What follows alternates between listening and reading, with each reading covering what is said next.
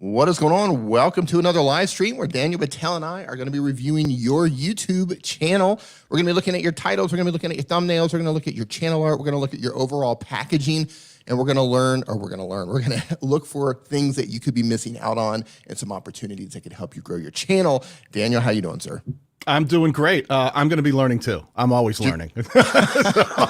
And I'm happy to look at anyone's packaging. So look, every time we do this, we can never get through all the channels we want to look at. So we're not going to waste anyone's time. We're going to jump straight into the reviews today. And the way this is going to work is we are going to randomly pull people out of the chat. And here's what we need you to do. If you want us to look at your channel, please don't spam the chat. Just say it a couple of times and just say, please review my channel, have a look at my thumbnails, or have a look at my channel art. Whatever it is that you're curious about or you want us to have a look at, let us know what that is so we can go look at that thing directly. So yeah, let's go ahead and pull someone out of the chat. I believe we've had someone in here who's been waiting from the very beginning. That would be Nicola White Mudlark, Tideline Art. Nicola White. We're going to pull. Yeah, let me see if I can find this one. Yeah, she says, or he says, I'm not sure, says, I'm very grateful. It's a she, okay. Would be grateful if you give me some feedback on my channel, in particular my video titles and thumbnails. Sure. Thank you very much indeed. That's down below. You can pop that up. I got you. But oops, there you go. All right, so Mudlarking with Nicola White. So Mudlarking, I feel like we ran into this term last week too. Mudlarking, Forrest Gumping your way through like wetlands and seeing what you can discover, kind of a treasure hunting thing, right? Yeah, in the mud. In the mud. It's treasure hunting in the mud. 100,000 subscribers. She's doing something right. Fantastic. Wow. And it's like right at that point. So you must be ready to apply for your silver play button. That's fantastic. Congratulations on that. Yes. I like what you have going on up here.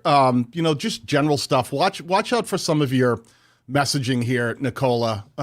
We're always fans of, you've hit 100,000 subscribers, so you've done something right, but you've got like a ton of links and stuff like that. If they're working out for you, keep them. If they're not, make sure that you're doing things you're being intentional about everything from your channel art, your linking structure, your playlist structure, all the way down through. She asked us to look at what? Thumbnails? Titles and thumbnails. Titles and thumbnails. Okay. The very first thing I'm going to say to you, Nicola, is titles and thumbnails are titles especially are not specific to just video content. They also relate to playlists. So when I come to your channel, like titles help that viewer understand what your content's about and what they might expect. But the playlists do the same thing. So when you build out this homepage and I start scrolling down and like, you could see Dee and I are like Mudlarking. We just learned what that is. It's like a, treasure hunting in the mud kind of thing. Pardon our ignorance here. But as we go down, we see things like uploads. We see things like popular uploads. And those are places where if you want to talk about titling, that's where you can really be leveraging titling to help anyone who doesn't know who you are, which should be the majority of the people who are watching your content should be unsubscribed. That's typically how a channel grows. That you want to make sure that you're spelling everything out, not only in your videos, but in your playlist structure too. So people come here and go, what is this Mudlarking thing? And they immediately get it because they're met with something more than uploads and popular uploads. And those are the only two playlists on her channel right now, on the homepage of her channel. And she's got 100,000 subscribers. So if I went to your playlists, you only have 4 playlists. This is the perfect opportunity. Well, how many videos did you do this in? I should probably pay more attention here, right? Ask the right questions. Yeah. You've got a ton of content.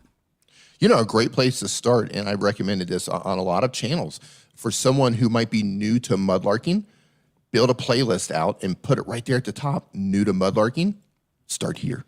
Yep. And then build out a playlist that teaches people exactly what it is and what you're doing on your channel and kind of walk them through the process to bring them up to speed so that they might be able to enjoy your content more or get into it themselves. Right.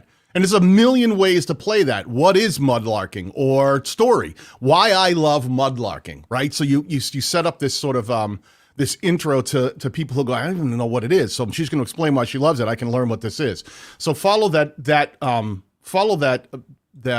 train of thought of trying to explain to viewers the messaging of what it is your channel's about at all times. It should be represented in your thumbnails, represented in your titles, represented in your channel art, represented in your playlist structure, because That's the one biggest thing that I think all channels need to work on, is getting their messaging intact so that the viewer at a glance understands what it is you're offering.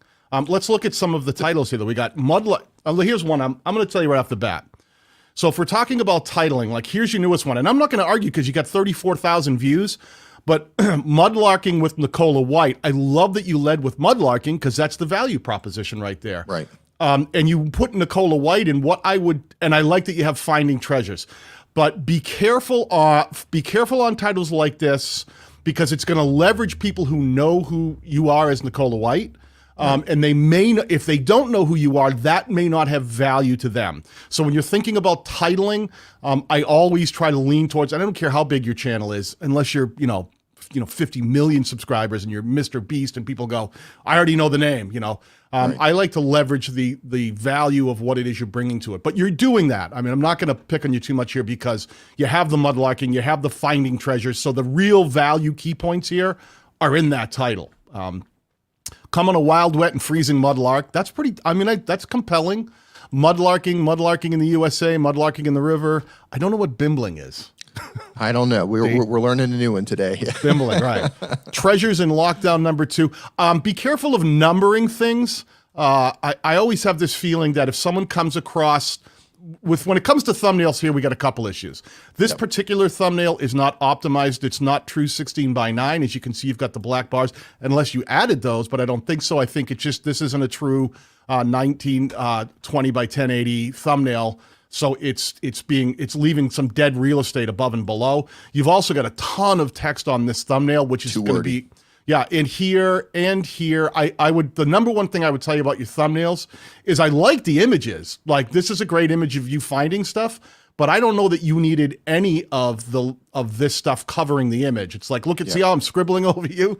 That was a really horrible thing to do. If I start drawing over you, I'm muddying up, pardon the Mudlarking mud reference, the image. So I'm going to muddy up the message too. So don't do that. Don't put all this text. I'm having a really hard time reading what this text says, other than I can see Nicola White. I can't read any of it. I can't read hardly any of it. And this is on desktop. So imagine on a mobile device, Nicola, how problematic that could be. So great images, like I see you here, you holding up the thing you found with the sun, very cool. I think that's cool, but I would leverage a lot of these. You're leveraging yourself and less of the thing you found, and you're trying to put a whole lot of text with arrows that no one's going to be able to read on mobile. To explain what it is. So I think what's probably happening here, you're driving a ton of views here, but I'm wondering, do you hit a ceiling? Do you find that, let me ask this question, Nicole, if you find that your videos go up to a certain point and then all of a sudden they start to stutter, like they have trouble getting past a certain number of views, what often happens with channels of your size, if they leverage their community too much, which is people who already know who you are, you'll put out a video, they'll shoot up in views because the people who know who you are go, oh, great, Nicola's got a new video out. But because the packaging isn't well optimized for people who don't know who you are or what value you bring, what happens is you shoot up in views and you hit this like weird glass ceiling where all of a sudden it's hard to get past 40, 50, 60,000 subscribers on a regular, views on a regular basis, because you hit that engaged community core and then they kind of stutter and you go, why do I keep hitting this and I can't get past it? So be aware of that. You've got some of these when I start seeing, looking for patterns. These are your newest. When I see a video in the last month that drove 89,000 views, mudlarking a drained river, that lets me know that the targeting here was really good. Mudlarking the drained river, because it hit for 89,000 views. And you had sort of things you found that you kind of leveraged way up front, and your image was pushed back a bit. And that did really well. So watch your channel and listen to it. And when you see something took off, learn why. Why did this one mudlarking video do better than a different mudlarking video? And it could be as much as a drained river was the thing that caught him, or the fact that you led with more of the things you found in the thumbnail were a little more prominent and weren't covered with a lot of text, and where you could see them easier and you were pulled back a bit. Just, play around and start watching for the patterns of why that might be hitting. Dee, anything you're seeing? Yeah, I mean, those are also playlist ideas. So if you find that every time you upload a video about mudlarking drained rivers or mudlarking in rivers, and you're like, wow, these videos do really well, group them up in a playlist and title that playlist something like Mudlarking in Rivers, right? Like that's the title of a playlist. Group that stuff together so people can binge watch one video to the next video to the next video. And I agree with Daniel on this. Your thumbnails they're too wordy, a lot of words, and the fonts and the text is just too small. I can't read it. So when you're putting text in your thumbnail, simplify the text. Try to come up with just a couple keywords, a couple trigger words. Use a bold, easy to read font and make them larger if you're going to put text in your thumbnail. Yeah, and it's just as, usually we start seeing patterns.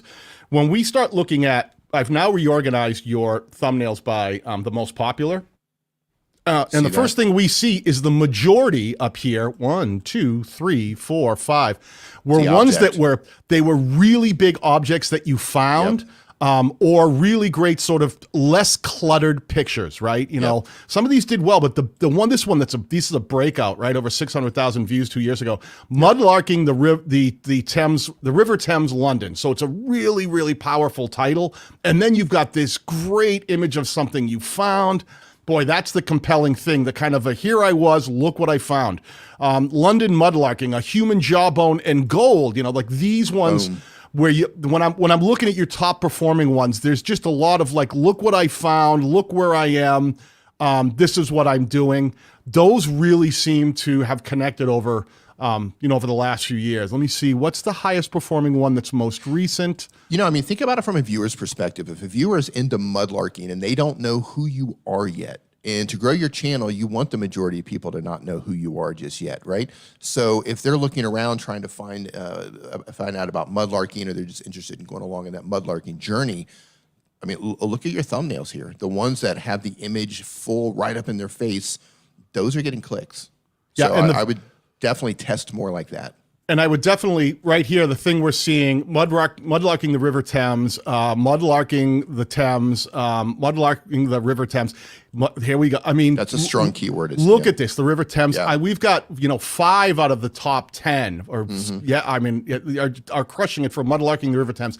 There's your first playlist you need to build. That should be right up at the top of your homepage of your channel, and you should have each of these videos linking together to the other Mudlarking the River Thames in order of performance. Get them all bouncing from this one to this one to this one. So when someone loves this, that they see, oh, you like this one? And in that cards, end screen, pinned comment, link in the description above the fold. Hey, if you like this one, check out this other World War II Mudlarking the River Thames video that I did, and start getting them down the view funnel so that you get more of your content into the recent watch history. Because if they love this one, probably they'll be interested in seeing this one or these other Mudlarking the River Thames at the same time. Yep. Love it. Moving on to the next one? Yeah, let me, Who's up next? Who's up next? Who's on first? Who's on first? I have no idea who's on first. Cooper Music Page. Let me find them. Okay. Cooper Music Page, you're on deck, sir. Get ready to have your channel reviewed. All right. We have them up. You got them? Yep. All right. Let's see what we got here. Whoopsie. Dee, run with this. Showing? Boom. Here we go. Let me see the header real quick. What do we got? Cooper Music Page. Guitar lessons, covers, gear reviews, originals, and then you got pineapples up there. Imaging is a little bit off in case, unless you're trying to go with something quirky, I think that's fine. But if I'm there looking for guitar lessons and gear reviews and music, pineapples don't come to mind. Daniel, what comes to mind when when you think music? You're a musician. I see the guitars. I was I started as the lead electric pineapple player in the Fruit Loop bunch back in '72. So I have a sympathetic ear for pineapple players. This is it, man. One thing I'll tell you is you did a couple of things. One, the imaging is off. I don't think pineapples doesn't really capture the messaging of music, guitar lessons. I want to see. No. I would say this though, if your channel was like pineapple music and you somehow, made like the guitar body into a pineapple and then put like a guitar neck on it, then it would work. But that's not the case here. Here's another thing I'm seeing is, what you did here too, in the name of the channel and the value proposition, you just used all the same font. What happens here when you don't have any sort of built out style to the branding? There's no focus. It just looks like a lot of letters, right? Yeah. Nothing pops, right? Right. It just, Cooper Music Page, that's cool that you have the name of, like, I'd rather see you up here with your guitar so that the minute I saw it, I'd be like, okay, guy with a guitar, this has something to do with guitars. The other thing that I would talk to you about is Daniel, let me put you full screen for a second. sure. Just look at this gentleman right here. So Daniel's full screen, and just look. I mean, obviously he's got some signs in the background, but he's got his guitars back there, right? And he's got his long hair. Like right away, you know, he doesn't even have to tell you. Like, Daniel, tell me you're a musician without telling me you're a musician, right? So that one simple thing, the imaging, the packaging that he put together there, without even having to tell you that he's a musician, you know that he's a musician. So just think about that when you're moving forward with your packaging on your channels. Yeah, and there's something we're definitely missing, because I can see right here that there's a record and there's a pineapple. So there's something that is intrinsic to the pineapple that we just don't know as a new viewer, right? So spell it out for us. That, you know, I'm a big fan of make it easy for the viewer to understand at a glance what this is. So if that pineapple somehow plays into your branding because maybe Cooper Music, there's a record on the wall, maybe you made an album, you know, there's something connected to the pineapple, but that's personal to you. It's not personal to the viewer who's here for learning guitar lessons. And there's a little bit of fragmentation because you do guitar lessons, you do covers, you do gear reviews, and you do originals. Listen, I may be interested in gear reviews because I want to know about the new gear that's out there, but I may not be interested in listening to you play covers. I'm like, look, I don't care about the covers. I want to learn about the new gear. So there's some audience fragmentation that you want to be very careful of. I say this to everybody when we talk to creators here doing channel reviews. Come up with a strong value proposition, which should cover what your channel's about, the niche, who the target audience is, not demographics, and why they would watch your channel as opposed to similar channels or any other channel they might be served during a watch session. Be very, very clear and focused so people go, oh, that's, man, I don't know your first name. I'm going to assume their last name is Cooper, or maybe it's first name Cooper. But that's Cooper Guitar. He's a guitar guy. He teaches me how to play guitar. I come back every week to learn how to play guitar. I may not come back every week to hear you play covers unless they're in the context of you teaching me how to play the cover. So I don't really get that. I would narrow this in only because you're under 100 subscribers. You're trying to grow. Start with that one thing that you're really passionate about. And if that's playing music, then play music. If it's teaching how to play music, then teach how to play music. If it's talking about the gear, that kind of makes sense along the way with guitar lessons where you might want to be giving a lesson while showing how to use a new piece of gear. That's totally cool. But I'm seeing fragmentation between gear and lessons and covers and originals. Let's see the thumbnails. Keep on let's scrolling. See. What do we got? All right, let's go down. What do we got? Scrolling. Whoa. What is going on here? Anybody? Camels? Yeah, I'm mid hump. Okay. Yeah, so completely disconnected. I will say this. Scroll down a little bit more. Yeah, that's a little bit better. This is closer. A little bit better. This is closer.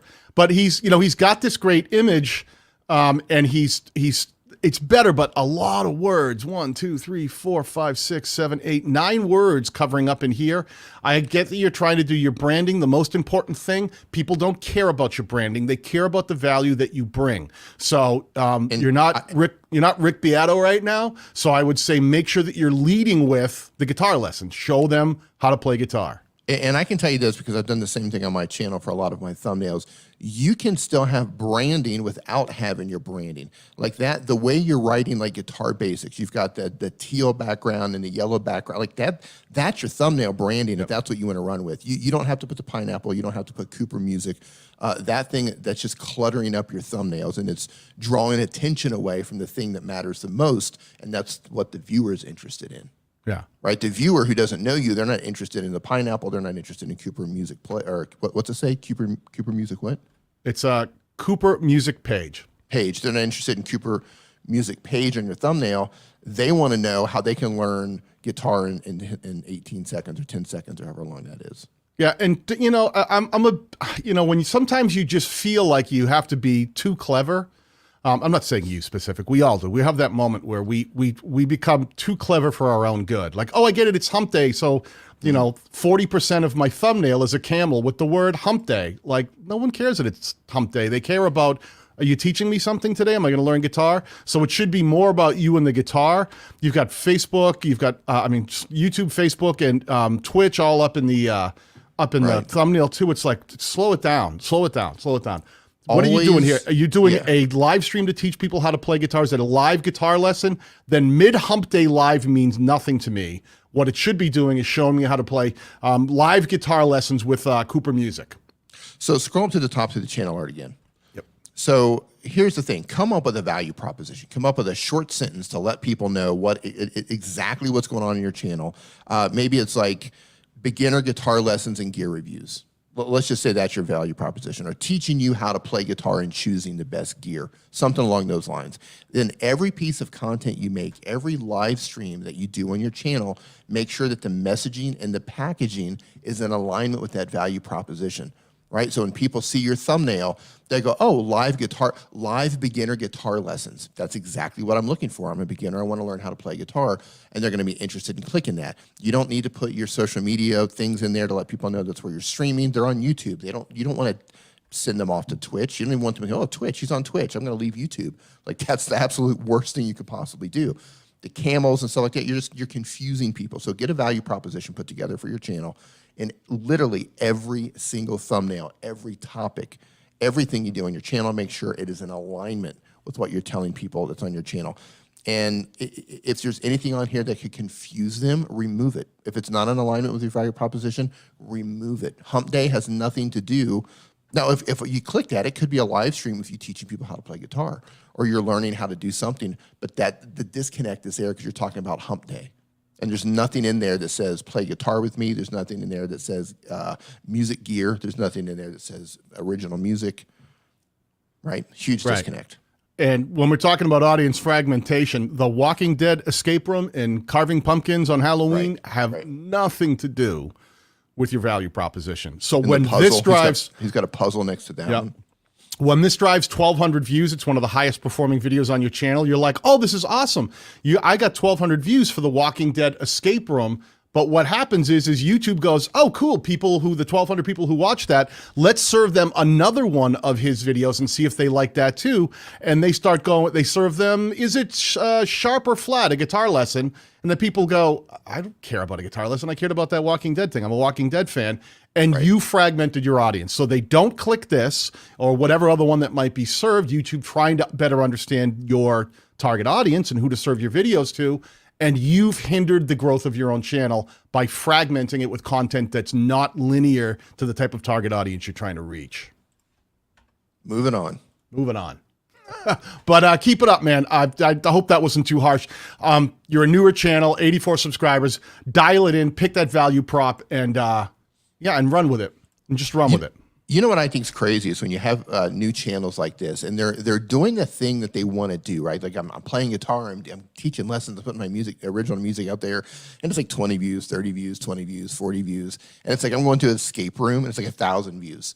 Like you just throw something up there, like not even planned, and it's just like, oh, I haven't got 1,000 views. Well, here's the problem too: is that's what messes creators up, is because they might throw something random up that not in a million years would they make a whole channel about that. Now, some might, but but they throw something up and they start getting the wrong message that if they just throw different things up, that their channel will succeed because one video connected that wasn't relevant to their value proposition. And that's hugely problematic because it throws people off the path, and then they wonder why I've got 50, 60, 100 videos up and I can't break 100 subscribers, because you keep fragmenting your audience and nobody becomes invested in it. They watch one video and anything else they get served, they're not interested in. So why would they be subscribed? Exactly. Hey, before we move forward, we just got a rush of people come in. I want to say welcome to the live stream. Daniel, welcome. And we are doing YouTube channel reviews today. These are free. You don't have to pay money for these. If you're wondering how you get your channel reviewed, you simply have to ask. We randomly pull people out of the chat, but here's what's helpful. If you say, please review my channel, have a look at my thumbnails, or look at my channel art, or look at my description. Let us know exactly what it is you want us to look at. So if we do pull up your channel, we know exactly where to go, so we don't have to waste time waiting in the chat for you to answer when we're like, what do you want us to look at? So be very specific about what you want us to look at. And by the way, if you haven't shared this out yet on Twitter or Facebook, go ahead and share this out. Smash the thumbs up, if you will. And we're moving on to the next one. Sweet. So this is from Caitlin Duncan, author. She's writing and publishing life as a traditional and independent author. It's an interesting value prop you have up there. The The channel art's a little funky. I love that you put books up here. It kind of shows these are books that you've written. There's something cool about it, but there's something that has a lot of words and a lot of leftover real estate. I like the minimal look of it. I like that she's got herself in here. It's simple. It works. I might balance out so the books are one size. I might put your picture on the same side, equally, the same size as the books. Yeah. I might do that. And, writing and publishing life as a traditional independent author, I love that you have that in there because you're letting people know what you're doing on your channel. But what I think would make a bit of a difference is if you twist that around to let the viewer know what you're doing for them on your channel. Because that's what people are doing. They're coming onto your channel. Of course, they're going to follow you along on your journey, but what is it you are doing for the viewer? So if you could tweak that a bit to let them know how you can help them and then make sure that your content is in alignment with that, I think that's where you're going to see a lot more growth. And she nails it right in the featured piece of content. Yep. How to outline a book series using my books as an example. That is everything you need to know, Caitlin. That's exactly what should be represented in your value proposition. Right. It should be how to become a successful independent author. That's what, and then you could be like using my books as an example, and you can, and instead of, my thought is like, instead of you on one side and then the two books that get a little harder to read that are smaller, I'd rather have you grab like your most successful book and hold it in your hands than have a picture of you holding that book and pointing to it nice and big up front. So it's, you people would go, oh, that's her book. Oh, maybe I'll look that book up and see if, maybe I can check out the book too. So there's a whole thing that you can have happening with a single picture that ties the whole thing together instead of book, you way over here, and then trying to tie it with a sentence. But I love love that this. and still keep it simple. You can still keep it simple on that one. Dee, take this one right here. You see a problem right here? I do see a problem right there. Okay, so you're making, wait, those aren't even shorts. Hold on, she's got a video from Dale in there, and that's a 16-minute video. Okay, so here's the thing about YouTube Shorts. You do not have to create a playlist for YouTube Shorts in the standard way that you make a playlist. Inside of YouTube Studio, Daniel, are we able to go in and have a look at that? Are you able to do this? Let me go here. So while you're doing that, I'll explain this really quick. So inside of YouTube Studio, they give you a specific area where you can create not a normal playlist for shorts, but they have a shorts playlist. And when you create that shorts playlist, it does not show up on a desktop computer, which is what you want. You only want that to show up on a mobile device. So Daniel, show them where that's at.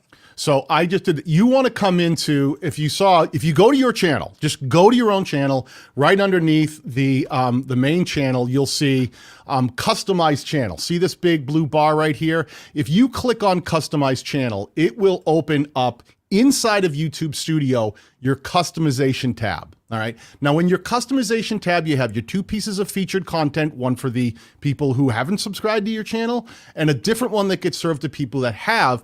And below it is where you add all of the sections to your homepage. Now, Caitlin, it sounds like you heard our advice, but might have misconstrued it and may have actually written a playlist and named it short videos. What you need to do is click on this blue section right here. See where it says add a section? And what you want to do is just scroll up and it'll automatically say short videos.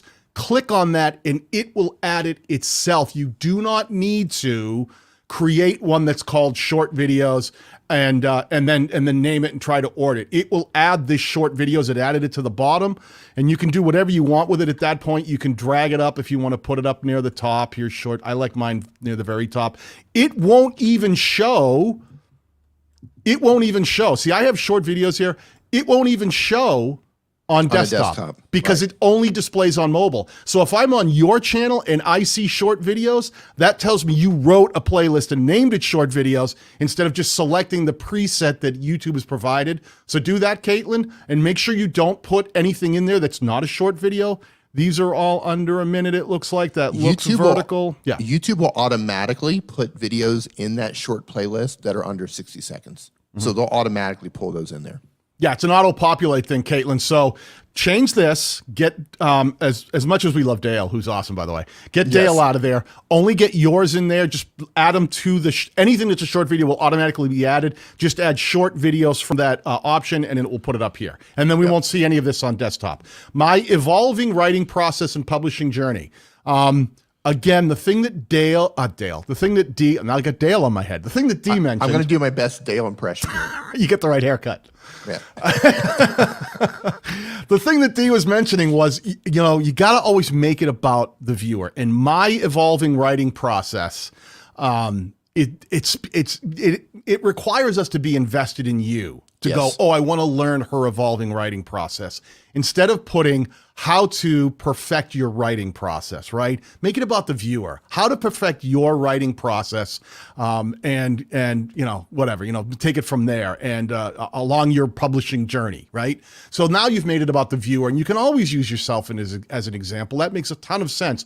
But put them first, like you did here. How to outline a book series. You didn't say how I outline my book series. You told them how to outline a book series. Right. I'm gonna try to see with Susan. I'm trying to see what's been connecting, and you can see it too. That drove four. Look at the next one though. Write faster with these hacks. Nailed it on that one. Yeah, there you go. Oh, this way, reverse outlining, write faster. Yeah, the write faster with these hacks. All of these are write faster. How to brainstorm ideas. Right. See, now you're making it about the audience. Yeah. Yeah, that's great. And then week in the life of an author vlogs. Again, it's you're leveraging you, and you're not leveraging the target audience that you're trying to reach. You always got to lead with them. And listen, there's going to come a point. Congratulations on crossing 1,000 subscribers. Yes. There's going to come a point where people will be so invested in you that when you talk about my journey as an author, that they go, I'm watching because that's someone I know. If I know if Stephen King wrote, my journey as a successful author, I would watch it so I would learn what he went through starting out. But you got to get to that point where people really know you. I'm not saying they don't know you as an author. They don't know you on YouTube yet. You got to make sure that your channel has enough followers that people go, oh yeah, we know who she is. A weird thing happens when you get started on social media, and that's first of all, no one knows about you and no one cares about you until you provide a lot of value for them, right? It could be that you're teaching them how to do something, or you're entertaining them, or you make them feel something, or you inspire them or motivate them. Like, nobody cares about you until they care about you, until you've provided value. But then once that shift happens and they become invested in you as a creator, then they are interested in knowing about you. They are interested in your vlogs. They are interested in what's going on with your life. But until that transformation happens, until you've given them massive amounts of value and you've built that relationship with the viewer, they don't care. They're not going to come along on that journey. Yep. Right here. Now, this is a perfect opportunity to say we'd like to thank the good people at StreamYard for having us here today and allowing us to do this on their channel. We are, in fact, using StreamYard, as well as their coffee mugs, to bring you the very stream you're looking at today. Cheers, Dee. Cheers. Now, that being said, we love StreamYard, and we think every one of you should try StreamYard for free. There's a link in the description of this video. StreamYard. Did I say yeah? You said StreamYard. Man, this is what happens when I haven't had enough coffee, and it's too early in the morning. StreamYard.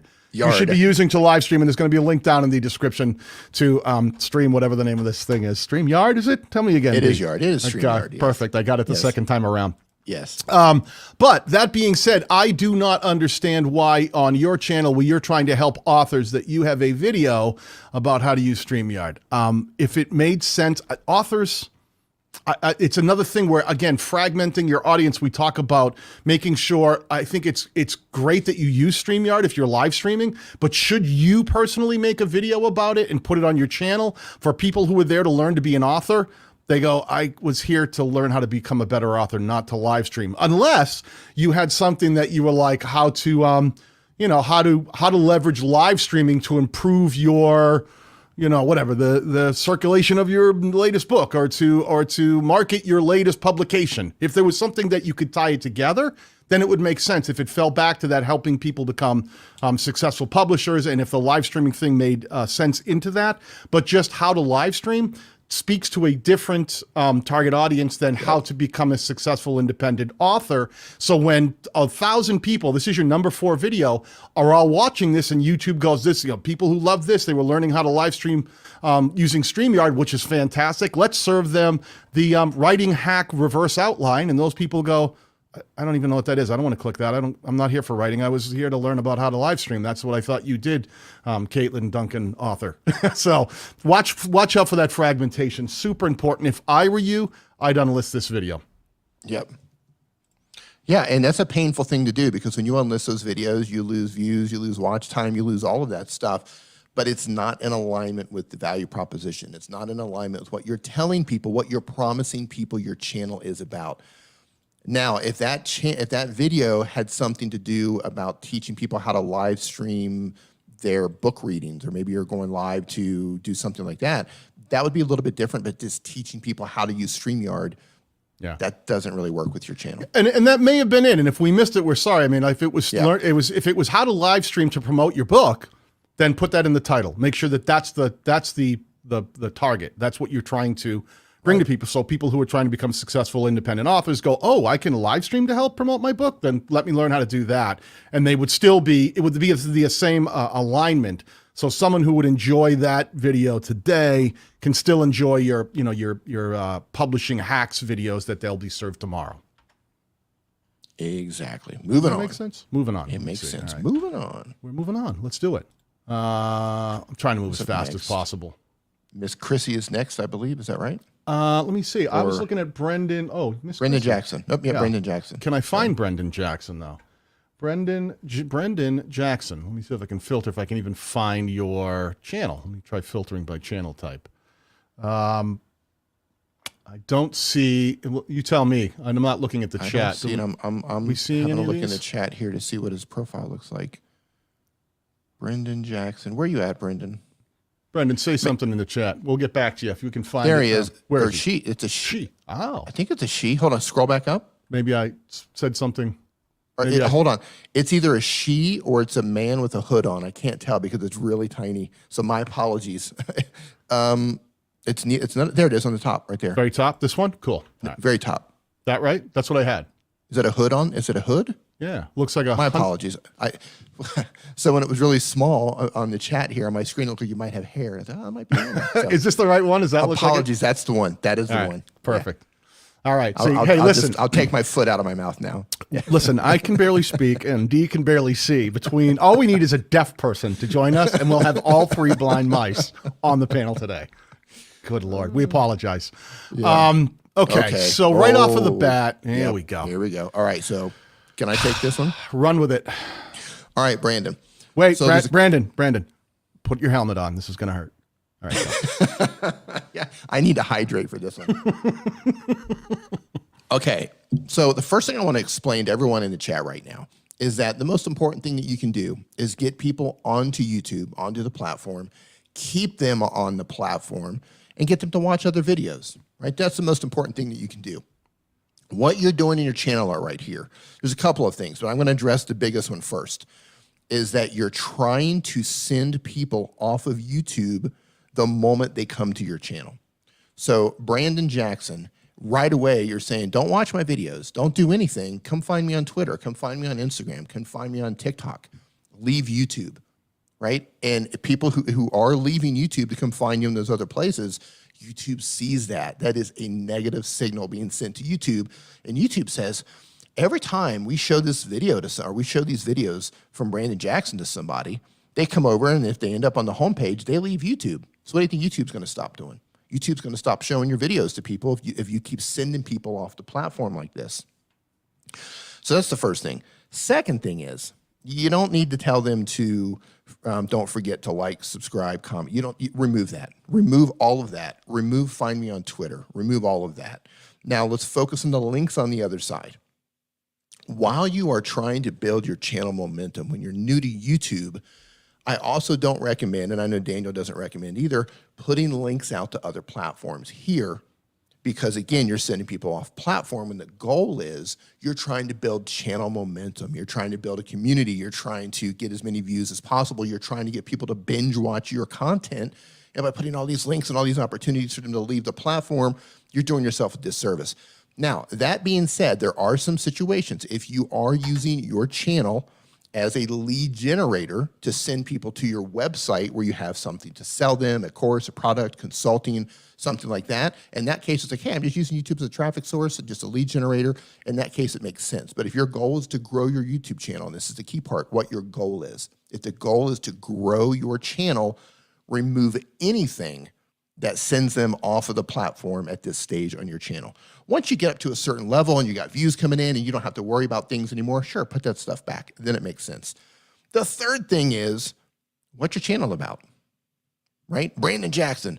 Okay, I love that you got you in the header. That's going to get cut off on a mobile device. But what is it that you're doing on your channel? Instead of find me on Twitter, Instagram, TikTok at Brandon, whatever that is, tell us what your channel is about with a single, short, easy to understand sentence. So that's your channel art. Yeah, Moving on down. That's where I would start with the same thing that Dee just said, is really be clear, Brandon, about what it is this channel's about. I'm getting a hint because I'm looking at Brandon Autism UK. All right, so maybe your channel is about autism, which I'm not getting from just looking at the channel right off the bat. Right. So if that's what this channel is about, welcome to the interactive channel trailer. Doesn't tell me what this is about. It's Wilson's first day back at school, in the jungle, the Brandon sleep, what a mighty good, from the hillside. So what is YouTube Shorts? Now you're talking about YouTube Shorts. Restream test means nothing. My morning routine. It's a lot about you. It's time to say goodbye to Christmas. I'm not getting what this is about, and that's the biggest problem. That's the biggest problem. Like if I were to say to you, Dee, hey man, I was just cleaning out my house, and I got a bunch of stuff I want to sell. You want to buy it? What would be like the first question naturally that you would probably say to me if that's all the information I gave you? If it was you? If it was, well, if it was anyone. If it was you, I'd say, Daniel, is it really from your house or did you steal it from somebody? Am I gonna get charged for like hands on stolen property or something? Right. No. 9-1 with your finger on the one, waiting for the answer. Go ahead, finish. Tell me where it's from, Daniel. No, I'm just joking. Yeah, I would say, what are you selling? Right. What stuff? What stuff are you talking about? That's it, right? That's the natural thing. You're trying to get people to like, comment, subscribe, find you on Twitter, go to all Instagram, TikTok, and we have no idea why would we do that? I don't even know what it is that you have of value, and if it's of value to me, if we share that commonality, because that's what really YouTube is about. YouTube is nothing but an entire platform of conversations. You need to discover which conversation you want to be a part of, and then make a channel that involves itself in that discussion. If it is autism, I couldn't say, because unfortunately the content's not really helping me figure that out. Popular videos, it's like singing sometimes, it's you walking the dog, it's just sort of a day in your life. But if there's more to that, then you have to make sure that you let people know. That's the biggest piece of advice I would give every channel. Make sure that your messaging is clear. Value proposition. What is your channel about? Who's the target audience? Why should they watch your channel? Do that as powerfully and effectively as possible, right from the channel art on down. And that's how you'll be able to grow your channel more rapidly, because people will get it. They'll understand what it is that you're trying to bring to them of value. Yeah, not knowing what the channel is about. And here's the thing, though, if you are new, because you've got 375 subscribers, congratulations on that. So you are making progress. It can be difficult to figure out what it is you want to do on YouTube. Show of hands, or just tell me, how many people in the chat right now know exactly who their audience is? If you know who your audience is, if you have a value proposition, you are focused, you have a niche, and you are making content for that niche, type in yes in the chat right now. If you don't know who your audience is yet, and you're still kind of figuring out how this is going to play out for you, and you do a little bit of this, do a little bit of that, type in no. Type in no. That means you don't know who your audience is just yet. I want to read the room to see who's figured out what's going on and who's still trying to stumble around in the dark a little bit. Hey, mate on Mobile TV, how you doing? Nice to see you in here. All right, let me pull up. We did have Miss Chrissy in there asking. Let me see if I can find Miss Chrissy, and let's bring her over. All right. So we've got the majority of people. While you're pulling up Ms. Chrissy, a majority of people say yes, but for people saying no, I'll say this: if you don't know what you're going to do yet on YouTube, that's fine. Here's what I recommend: throw a bunch of stuff up on the wall and see what sticks. And once you find something that sticks, and if you like that thing, lean into that thing, right? But you have to be very careful about throwing videos up there like the escape room video that we saw, right? They just did a random escape video, just like, oh, I'm just gonna make this video, and it did really well. That doesn't mean that he should lean into escape videos unless he's really passionate and he's really into escape videos, right? So make sure that the videos that you put up on your channel are intentional. Make sure that even if you're trying a bunch of different things, make sure it's things that you are into, things that you are knowledgeable about or you're passionate about or things that you could talk about for years, because you might end up doing that, right? If one of those videos takes off and you lean into that, that's the direction you're going in. So make sure that you are really into the stuff that you're making videos about. And then once you start to have, hey, every time I do videos about mudlarking, these things just are on fire. Well, that you lean into that, go all in on that thing. Yep. All right, Miss Chrissy with a K. Hey. Hey, what's going on, Miss Chrissy? Hey, Miss Chrissy, how are you? What's so up, it's Miss Christina with a K. Okay, Christina with a K, Miss Chrissy. Again, this is the thing, we see this redundant thing, the messaging. Somewhere down here in the cropped off portion of your channel art, which needs to be optimized for the types of devices it will be viewed upon. I'm looking at desktop. No matter which device, unless you saw this on a television, you're going to have this cropped, losing hair, beauty, and life. I don't understand life. I mean, I can tell that's not just a statement on your channel. That's a statement to me personally. I really have a problem. I'm 54 years old. I have no idea about life. So, Isn't but it it funny doesn't. how that works? The older you get, the more you realize you don't know anything about anything. I know how to build YouTube channels. That's about it. Life, forget it. I wish there was a handbook. But you got life in here. Hair and beauty is what you're talking about, right? Yeah. Life, life, that's you. What you're really here to talk about is hair and beauty. Get the life thing out of there. And you've got Miss Chrissy is the name of your channel, but you've got Christina with a K, hey. A little bit of confusion there. Just like, I don't know what that is. Like, name your channel and then put the name of the channel up here. And if it's hair and beauty, I'm looking at images of you with killer different hair. I love those pictures. Aren't they great? Yeah, fantastic pictures, yes. So it should be, then you should have just had Miss Chrissy, hair and beauty, right? Then I would have gone, oh man, I get this. It's hair and beauty. And more on, you've got all of it going on, different makeup, different hair. So the images are great. The messaging in the channel art needs some work. It's also cropped a little funky, you're probably a little shy of where you need to be. She might be making this on a phone. She might be making this on a phone. Possible. It looks it looks like you could do a little bit more with this. You're missing a little real estate. So I would just optimize your channel art a little bit better, and don't be afraid to put a subscribe link, an auto subscribe link up in your channel art. That can help. You've got over 2,500 subscribers. Congratulations on that. Yeah, that's no joke. Joined 2013. I don't know how long you've actually been working on this channel consistently. I'm just looking how many videos you have here. You got quite a few. I'll tell you what, I like the thumbnails. Yeah. Thumbnails are great, man. Look at that. Really, I mean, good. It speaks to the audience, right?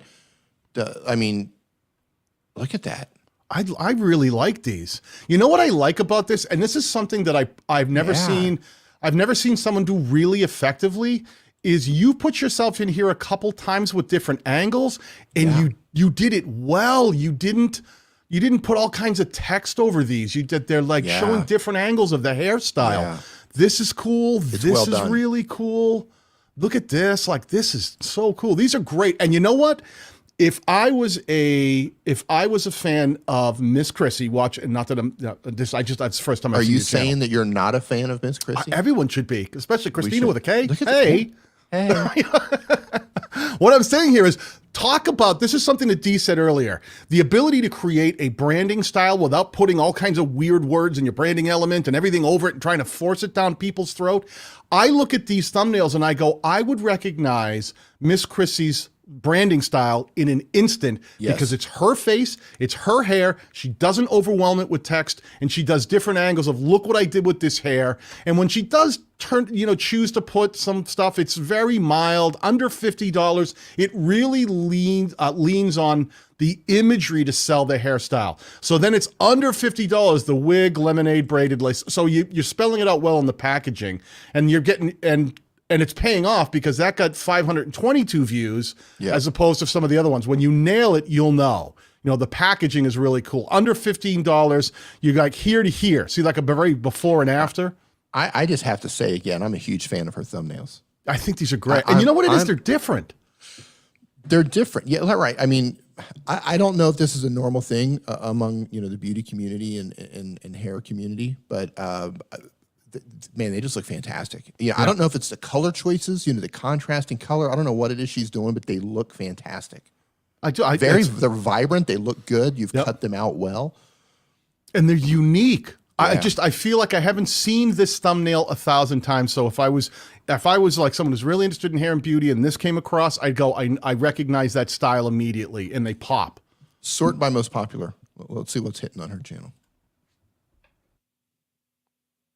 22,000 on that one. Check that out. Highly requested, affordable, colored. Watch your truncation. Yeah. It can be really tricky if it gets truncated to someone who doesn't know what it is. Yes, this is performing well.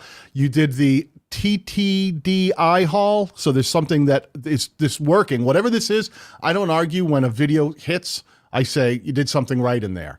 And it was a multiple faces thing again, though some of this is a little tricky to read. I'd be a little careful with too many faces in there. I probably would have simplified that a bit and gone with maybe 3, like you were doing in your other ones, 2 or 3, to show some different looks there.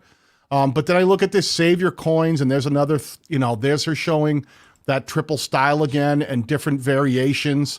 So she tried to replicate the success of the first one, go 4 videos over, and it didn't work as well. It worked, but not as well as the first one did. Could have been timing on that one. Yeah, but it still did okay. I mean, I like that you doubled down and went, hey, that hit, let me pay attention and let me go over here. Try it again, And there's just some neat things that you've done in here that I think are cool. Probably for you, it's targeting, it's what you're talking about. You're going to start noticing patterns. So this is affordable colored contact. Is that, they're contact lenses. Now I get it. Now it took me a second. Okay. Contact lenses. So I think you could have spelled that out a little bit better. You put a, I'm trying to get it to throw the title up. There we go. Affordable colored contact haul. I would have probably gotten you led with highly requested, and I don't think that's the thing that's driving the views. It's probably the affordable colored contacts is probably what's pushing it, and the fact that you're leaning on all the different eye types. So just be careful. I might take that second video and just maybe play with the title a little bit. Take off the highly requested part. Just, you know, lead with the affordable color contacts. Simplify that. Yeah. Maybe even try a different thumbnail, you know, like get like 2 or 3 eyes in there. Get really up close to a single eyeball or something. Just test out. I wouldn't touch the one, you know, that's 22,000, but I might play with that one that's 4,500. See, you know what I would have done? Life. You know what I would have tried doing? When you're doing affordable colored contacts, and I probably would have put the word lenses in there, affordable colored contact lenses. I would have taken, see how you've got 6 different looks here? I would have taken the 2 most dramatically different images. Whatever the eye color is I would have put them together. I would have used half of, let's say it's this one that's kind of dark brown, and let's say the one above it is more of a kind of a bright blue. I would have used the dark brown and then split this one and done one half of your thumbnail is this dark eye, and the other half of your thumbnail is this blue eye, so that you've got them really well laid out. Just filled up, two big eyes. So that one is clearly different colors, and it would have screamed, oh my God, that's an eye color change. And that's the thing you're really trying to push. Whereas you've got so many different on this particular thumbnail, like it's squashed down. I would have tried to really scream the messaging of colored contacts. See how I've changed the color of my eyes? And you had such great photographs that you could have cropped those together, made one thumbnail, and lost the highly requested and put affordable colored contact lens haul, or what if it's haul, if haul worked, then that's great. But the real keyword target here is the affordable colored contact lenses, and you want to get that in the messaging of the thumbnail, put it together, split it, one eye, different color eye, bam, done. I would have known in an instant, because it took DNI a second. Like, we had to dig deeper to find out what it was. Did you see that? Right. We had to let the title extend past the truncation. That became problematic for us to really find the messaging. So everyone out there, make sure when you build something, you make it easy for the viewer to understand at a glance. Don't make them dig for it. Make even knuckleheads like me and Dee go, oh, I know what this is right off the bat. It's colored contacts. Right. Make sense? Yeah, you know, by looking at your channel art, I'm thinking you might be doing this on your phone. If so, there's an app called Snapseed. It's a free app. It's created by Google. Oh, it's not created. Google actually bought Snapseed. I've got multiple videos on my channel showing you how to use selective color. So you could take these contacts, right? You could take this picture, zoom in, and you could just go highlight, say it's blue, right? The blue. You could actually go in and highlight that blue in Snapseed and make it even more vibrant by adding some saturation to it, by adding some ambiance to it. You don't want to overdo it. You don't want to give them clickbait, but at the same time, you want somebody to stop the scroll and go, "Whoa, what is that?"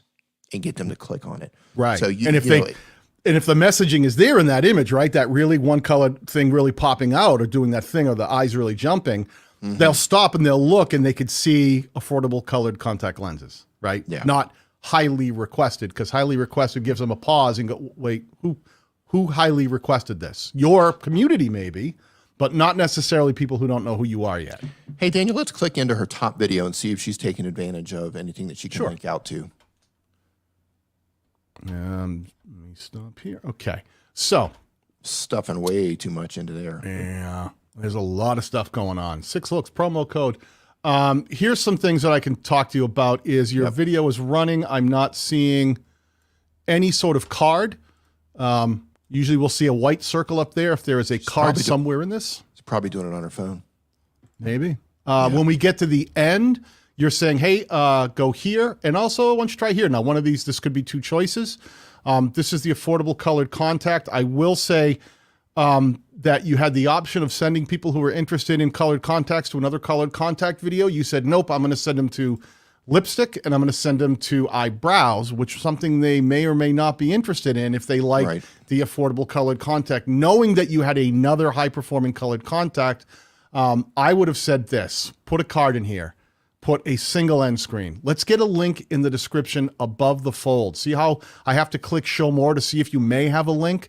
And when I go down, you could put a pinned comment here where I would scroll down to leave my own comment, and right underneath me, you could have a pinned comment saying, hey, if you like this colored contact haul, check out this other colored contact haul lens that I did. Hey, Daniel, go over to your channel. Show them an example of how to set that up.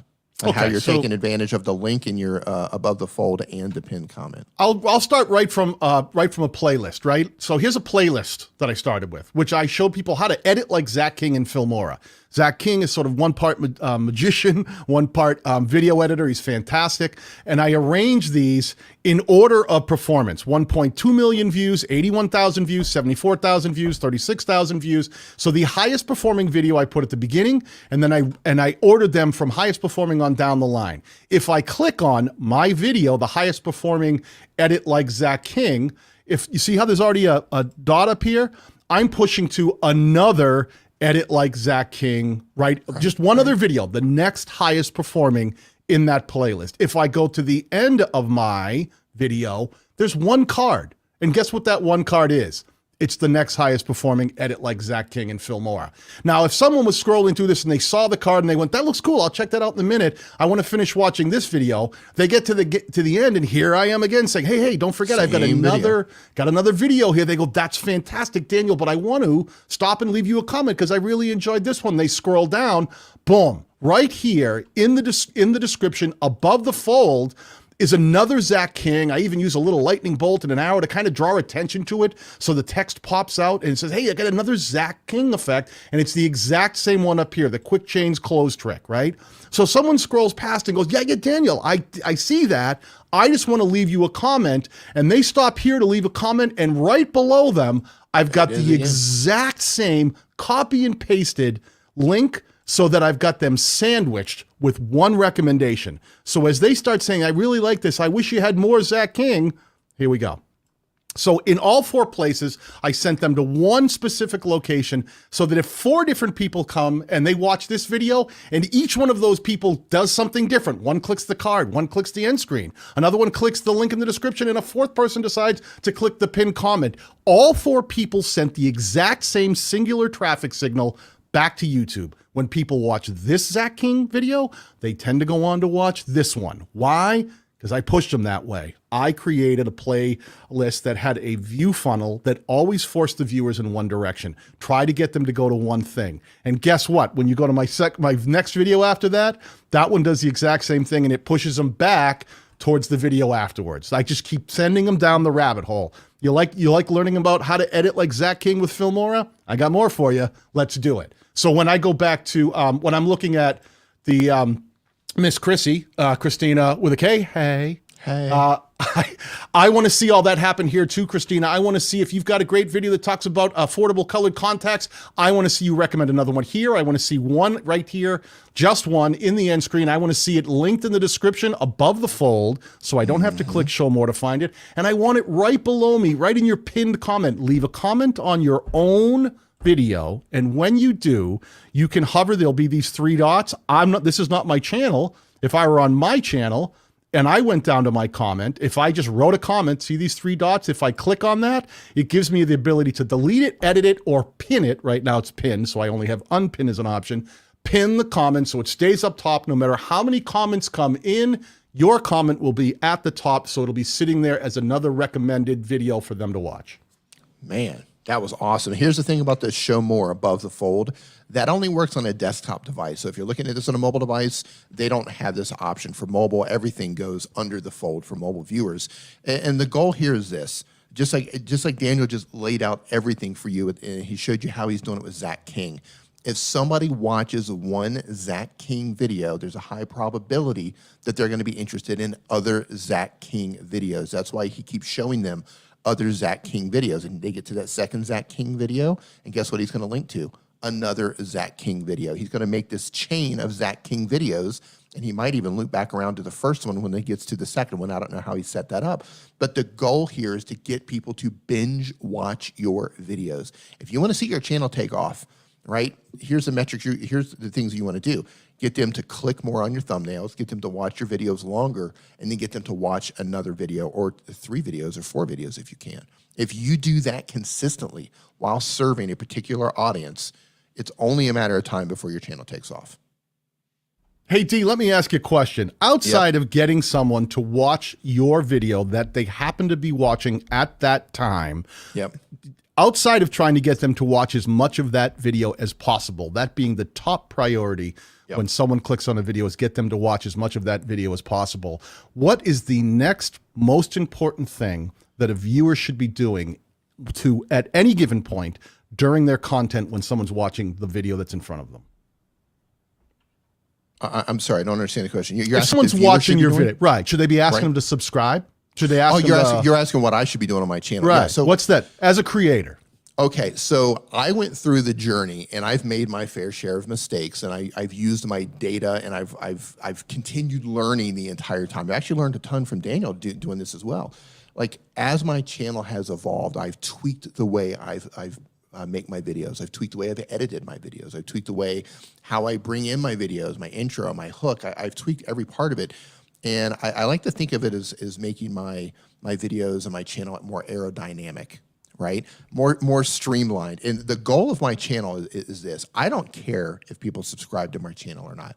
I don't care. I don't care if you subscribe. What I want you to do is watch my video that you clicked on for as long as humanly possible. My goal, I don't care if you subscribe. I don't care if you leave a comment. I don't care if you give it a thumbs up. I mean, it's cool if you do. I'm talking about recorded videos. I'm talking about live streams here. I'm talking about recorded videos. I don't care if you comment. I don't care if you leave a like. I don't care if you share it. I want you to watch that video for as long as possible. And then when you're finished watching that video, I want you to watch a second piece of content. So what I found is the more I do not distract you from watching the video, the more I've learned that for my type of content, right, and your audience might be different, I have to completely trim the fat out of my content. I have to make it snappy. I have to do quick edits. I have to make it move quickly. I can't waste time at the beginning, because if I do, people click off and they go watch someone else's content. But for my audience, if I keep it quick, I keep it snappy, they watch my video, then they click on and they go watch another piece of content. And I've learned that I don't want to distract them. I just want them to watch the video as long as possible and then click off and go watch another one. I hope that answers your question, Daniel. Yeah, I think that's that sometimes people, get confused with what they think they should be doing, and they're trying to please like. We saw it in the channel art before. Please like, comment, so subscribe, share. That stuff doesn't matter. The most important thing that you can possibly do in any piece of content is get that viewer to watch another piece of content. That's what YouTube is using as the ultimate barometer of what they should be doing, not only with that viewer when it comes to serving them more content, but what they should be doing with your content in general in terms of the target audience it should be served out to. Here's the thing. Yeah, here's the thing. If you do want people to comment, if you do want people to subscribe, that's fine, but make sure do that after you've provided some sort of value. I've made this mistake early on where before before they even got into the video, I'm asking people to do a bunch of stuff. Like they don't even know me. They don't know me. And here I am asking them, hey, don't forget to do this and do that and do this thing. It's like, I don't know you. You've done nothing for me yet. So if you are going to ask for those things, do it after you've provided some sort of value, after you've given them something. But just always remember the key goal here is just to get them to watch another piece of content. If they like what you're making, if they like your content, they're going to subscribe, right? They're going to subscribe. But the more important thing is, if they watch multiple pieces of content, YouTube is going to show them more of your content, even if they're not subscribed. Like this is a test you can do for yourself. You can log out of YouTube. You can use YouTube as a guest and go watch 2 or 3 videos of Daniel's, and then watch what YouTube happens or watch what YouTube does. YouTube is going to start recommending more of Daniel's videos because even though you're not logged in, even though you're not subscribed, even though you're not engaging, YouTube notices that you like Daniel's videos. So the algorithm's going to say, hey, this viewer likes Daniel's videos, so we're going to make sure to serve them more of Daniel's videos, even though you're not subscribed. Yes, I guarantee the channels that I'm pulling up here today on my end will now show up in browse on my homepage in a different variety based on which ones I've clicked on more of the videos, watched a little, was scrolling around. Just based on the interaction, YouTube will start recommending some of these channels. I didn't subscribe to any of them, but YouTube will go, you were here, you were spending time here, you were clicking around. Let me see if we can get, maybe you're interested in watching some of this. Let's try recommending a little. Guaranteed. Right. You're right. And then what's going to happen is if he doesn't click on that stuff, YouTube's going to say, well, we noticed that he's interested in this stuff. So they're going to show him more of this stuff, even though he's not subscribed. But then if they realize, okay, well, we're showing him more, but he's not interested in this, then they're going to stop showing him this stuff again. And a week from now, they might throw one more at him. They might say, we're gonna toss another one at him a week from now just to see if he's still not interested. Right? So the algorithm is constantly learning. The YouTube algorithms, they're predictive machines. All they're trying to do is predict what you, the viewer, what the viewers want to watch next, right? And this is part of how they're doing that. How awesome is this channel header? this may be one of the best channel headers I've ever seen in my life. I love this. The Polterguys, they're here to review horror content. You have to understand the movie Poltergeist to really love this one, but I love it. And then the turn on the rating underneath, turn on notifications, subscribe for horrific material. I love it. I love Normally, this. I would say that's not necessary, but that adds to the channel art. I love this. You did such a great job with this channel art. They're 10 out of 10 for channel art. 10 out of 10 for channel art. Yeah. The only thing I would tell you, can you take content and move it a little bit over to the right, or at least and make horror jump a little more? Because the horror should be a little bit bigger. I feel that should pop a little bit more. Just make sure you get that a little bit larger so that it really jumps out. Horror content, not get lost. It's a little bit less powerful. I would take the white border off of horror. It's not necessary. Just make it red. Make it bigger, make it red. Just make it pop. But everything else is so good. I love it. I love it. Like, again, with 95 subscribers, do you need to have Instagram up here? I'd probably tell you to pull that out for right now and work on just growing the channel. But this nails it. You've got the name. You've got the name of it, the Polterguys. They're here to review horror content. Make sure that pops a little more so that at a glance on a mobile device, like I can kind of see it, but it's a little funky here. So that on mobile, that doesn't get lost. Maybe shrink Poltergeist a little bit. Make sure that it looks great, though. You're recreating the whole Poltergeist thing. It's so good. Really good. 10 out of 10. Yeah. 10 out of 10. And we're just nitpicking on that, by the way. Like, if you left that, you're good. Like, that's... It is really good. I really love it. Let's talk horror movie reviews, weekly episodes. Very cool. I understand what you're doing here. You're setting it up. Let's talk horror movies. Again, I'm not a fan of popular uploads. Netflix horror movie reviews, love it because you're talking about horror movies on Netflix. I love that playlist title. Shudder horror movie releases, very cool, talking about the movies put out by Shudder. Prime horror movies. So is this Amazon Prime? Probably, right? Amazon Prime. So I would probably put Amazon Prime horror movies just to get it up into the playlist title. So I don't have to see how I just asked that question. So make sure that you're always answering those questions so the viewer doesn't have to ask them. I might even go as far as making playlists, because the way I search for things, like I might look for like the best action movies on Netflix. Like that's something I would search for example. And I look for people's reviews on, what are the best action movies on Netflix. So I might think about additional playlists for those people who are searching for that stuff. The best horror movies on Netflix, the best horror movies on Amazon Prime. Do your research, figure out how people are actually looking for these things. But I would, because that's how I search for things. That's how I learn about new movies and new shows. The only thing that I'm seeing, boy, D, what do you think of these thumbnails? The ghosts. Boy, these are jumping out at me. I love the images you've grabbed. That's a great one right there. I love the images that you've chosen for these thumbnails. I think they're strong. I think they're great. The only thing that's throwing me off. There you go. Yeah. Let's talk horror. Because that's not even in your channel art. I mean, it's you're a horror review channel, right? And all of a sudden you've decided that let's talk horror has become this catchphrase for you. But it's occupying so much of this thing that, and in your title, you're leveraging it, that it's to me, it's overwhelming. You're leaning on something that the audience doesn't know yet. I would have rather have seen you really lean on the images, maybe put the movie title up there. That makes a ton of sense. And then maybe just the review. I mean, or you don't even need, you've got the two ghosts in the corner. I think you have it. You've got the ghosts in the corner, put the movie title in there and put a great image, like the one with the girl holding the knife. Scroll up. This one here? Yeah. The one I scribbled all over. Just all you need is a ghost, an afterlife, and then that picture. Like the fact that you're putting let's talk horror, and the contrast between the white and the dark background is so... Oh, and you know what? It contrasts so much that my attention goes to let's talk horror when it should be going to the girl, where I'm like, oh yeah, look at that. You've got, this is how tough this is to read. You've got the word Polterguys up there. I just can't read it. You've got so much you're cramming in. I didn't Great see it thumbnail. I would have said, get rid of all of this Polterguys. You've already got the branding with the two ghosts. It's perfect. Leave them there. Take Afterlife and balance it in the opposite corner. Afterlife, the image, done. Right? And then I wouldn't have led with let's talk horror. Afterlife, I would have gone with, and here's another problem you have. Movie title. Here, the movie title, Afterlife 2009 Prime. That's it. That should have been the thing, that should have been the thing that you should have led with. The thing I do like is you did it. So Afterlife, you wrote two ways, after period life, because that's probably how they packaged it, and then you separated it. I like that. You went for both keyword targets depending on who might have been typing it into the search engine. But you kept leading with let's talk horror.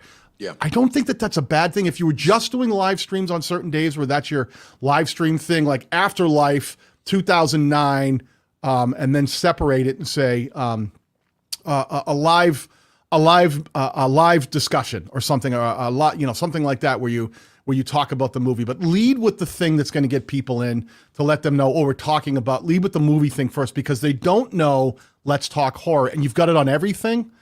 Put that near the end. Lead with the strongest suit, which is going to be the movie title. I wouldn't even, I think the let's talk horror, I don't even think that's something that's relevant to what's going on. I mean, if you're putting the movie title in there and then you're putting like review, like, movie title and then maybe, Netflix review, like that tells people exactly what's going on. Like let's talk horror. It's a review. Right. Tell them, and I kind of get it because I'm on the fence because it's like, all right, it's probably a specific discussion about that horror movie, but I just think that the choice of branding that you're forcing that branding in every single title. Let's talk horror. Let's talk horror. Let's talk horror. It's everywhere, and you lead with it every time. Like, I need you to catch on to my let's talk horror thing that I'm trying to force down your throat. And you're getting 17 views, 54 views. It's tough for you to break 100 views. So I would say lay off of that for now. All right. If it was if you're Hot Ones, right? If you're the television show that brings on celebrities and then makes them eat hot wings while they interview them, then you can start leveraging your channel name or your episode name or your show name, that because it's got so much traction on its own. But don't try to stick it down someone's throat now. Let's leverage the movies. Leverage the movies. You agree there, Dee? Yeah, I agree. And if you are going to put the Let's Talk Horror, put it at the very end. Yeah. At the very end. I think there's some value in letting people know, because if you just put the movie, you have to have something like what you can't just have just the movie name. It's got, a review or a live discussion if it's a live stream, because some of these are like an hour and a half. So they're long discussions. So I guess these are all live. So I would probably lean it that way, like a live discussion or something like that. Something to let people know that you're, review or a live review or something like that. But I love I think the thumbnails are good. Just get the text in order. I love the channel art. How old is the channel? I think October 2020. New. I love Very it. new. You know what? I think everything's there. It's there. It just needs a little polishing. Yeah. Just a little bit of polishing. Yeah, I think you nail it with the Polterguys. You don't need to tell me Let's Talk Horror. I get it. Yes. You're the Polterguys. And once I start seeing movie stuff that has your name on it, I'm going to give those. You got the two ghosts. I'm like, oh, those are the guys who just talk horror. It's the Polterguys. I'm in. You don't have to keep rebranding it to try to get me to remember what it is that you do. So, but I love the packaging. I love everything else. Only other thing I would tell you is it looks like almost everything is a live stream. There's a short. But live stream, short live stream, this is all unless they're the longest episodes of edited content. No, two guys talking. I would tell you, I like what you're doing and you're building out the show. But I would, because some of these have done well, like some of these have done really well. This one here, when you talked about Anna Fritz, the corpse of Anna Fritz, sorry. I'm having trouble speaking today. That did 4,400 views. When you talked about Gerald's game, that one did over 1,000 views. But the other ones are struggling to connect. Let's Talk Horror Species, the movie Species. Okay.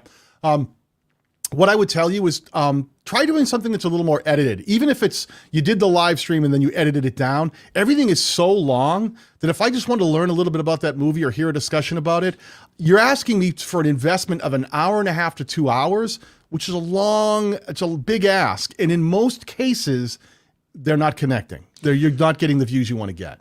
You could even try list videos, like make a pre-recorded video, a short video to list the top 10 horror movies on Netflix. You could do a monthly series, or you could do, a couple times the best horror movies on Netflix for October or something, or the best horror movies online for whatever. I mean, you could find lots of different ways to make lists. And they don't have to be long videos to where people don't have to invest an hour or two of their time. I'd be in that all day long. If the two of you sat down and gave me, how many people out there do this? You go onto Amazon Prime or Netflix or whichever. I have all those movies. I'm not all the stuff because I can't go to sleep at night. So I'm always like, it keeps serving me stuff that it thinks I want to watch. And I'm always trying to, I'm on Google, what's the hidden gem? What's the one that I haven't, that they're not serving me that I would really like to watch? Because they're serving me stuff that either I've already said no to or I've already watched. That would be great. I'd love to see the top 5 horror movies on Netflix. Netflix horror movies that you didn't know existed. I was going to say that exact thing. Yeah. The top 5 horror movies on Netflix you didn't know existed. Right. Hidden gems, right? It's a hidden gems or hidden horror gems or something like that where I go, man, or on Prime. And you can do the same with on Prime and these other. I love that you did that. So they're broken up the way you broke it all up here. Then I would know Prime, boom, all the hidden gems. I'd find them. You got Netflix, you've got Hulu, you've got HBO, you've got Showtime. You've got Shudder. So many things to Shudder. You got so many things to make videos about. Yeah. Yep. So that's where I would go with that one, my friend. I think I like a lot of what you're doing here. My friends, there's 2 of you. I like what you're doing here. I think you're just slightly missing the ability to connect because we're not seeing the packaging is good. The ideas are good. Get the packaging dialed in more, losing that Let's Talk Horror, and then really try to think about how you can make content that's breaking 100 views. Don't just keep live streaming because it's fun and you enjoy it. Try to figure out a content strategy that the data shows you is growing your channel. So apparently they just said in the chat, we have a wheel that picks a random film. It's called the Wheel of Misfortune. I love it. I love it. The Wheel of Misfortune. That's great. Look, you guys are really creative. Like, Yeah. there's no, you can see your creativity here. So I would just, like Daniel said, I would think about how you can make some more bite-sized, consumable content that it's going to appeal to a broad audience. And look, I'm not going to commit to a 2-hour live stream. I'm just not. I mean, I would really have to love you. Yeah, that's a lot of replay. I would really have to love what you're doing, but I might commit to a 3-minute video or a 4-minute video where you just tell me the top 5 videos about something or the scariest movies you've ever seen. Right. Yeah, you know, stuff like that. Most underrated horror films on Amazon Prime. Give me that. Top 5 underrated horror movies on Amazon Prime. I'll click that, and if it's 5 minutes long and it's a minute devoted to each and explaining why, and it counts them down in a listicle format, I'm in. I'll watch that, absolutely. If you get it to me even faster than 5 minutes so that I can get there, then you can really sell me on it. And you can even break horror movies down from like, there's horror films on Amazon, but there's also things like, what about movies about like, demonic possession?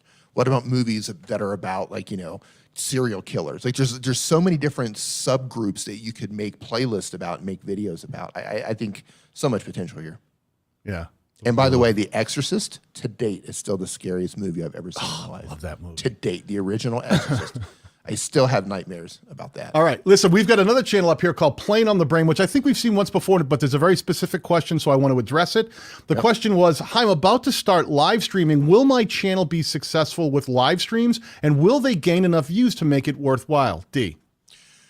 Okay, will it gain enough views to make it worthwhile? The answer to that is if you have 2 people who come to hang out with your live stream, I think that's worthwhile. You have 2 humans who are saying that we like you enough.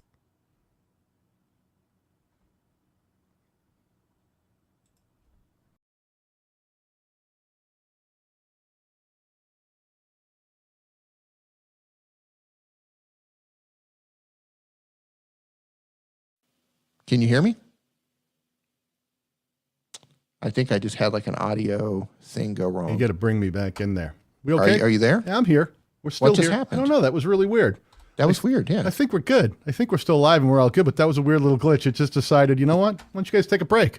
Yeah. Don't. Listen, when it comes to planes on the brain, you can't mention brain or our brain shut down, apparently. We're back. That was weird. Like it shut me down and turned my audio off. So yeah, while you get them pulled back up, because I've lost your screen share as well. Let me do that again. Yeah, so while you're doing that, I'll say this. If you've got 2 people who show up during a live stream, that's 2 people who are invested in you, be it they like you as a creator or they like what you're talking about. That's totally worth it, right? The question is it going to help your channel grow? And that's a difficult thing to answer because it depends on how you structure the live stream. If you structure your live stream in a way that has replay value, meaning that people can find that live stream a month later, 6 months later, and still be interested in that. So if you're doing a live stream, so Daniel and I generally do live streams differently. My live streams are more, they're hangouts. I just like to answer questions. They're hangouts. I just like to have a good time. Those are my live streams. I know they don't get replay value past my own community. That's part of my channel. Daniel does live streams where he does more of like live training and that sort of thing. Those have a lot of replay value on it. So will a live stream help your channel grow? It depends on how you structure your live stream. Entirely dependent on that. If you start your live stream just like you would a normal video, today I'm going to show you some of the whatever about whatever, and you get into it and you just jump right into the meat of it, then yeah, that's going to be a lot more attractive to somebody on the replay than if you welcome everybody who comes into your chat. You've got a 10-minute start countdown thing that plays. So just think about how you're structuring your live stream. Think about how you're titling your live stream. Think about your thumbnails for your live stream. Of course, you want to put your description together for your live stream. So there's no right or wrong answer there. It just depends on how you put your live stream together. Yeah, live streaming, like anything else, shorts, live streaming, community post, community tab posts, all of this stuff is content. It's still content. Right. So you have to make sure that you're doing it intentionally. Just going live to go live and not providing value or not thinking about how you do it. Now, this show we do right here is really built for in the moment. This one we do. We pull up channels. We're here to help you, that the people who are in the chat, who have questions, who want to really succeed on YouTube.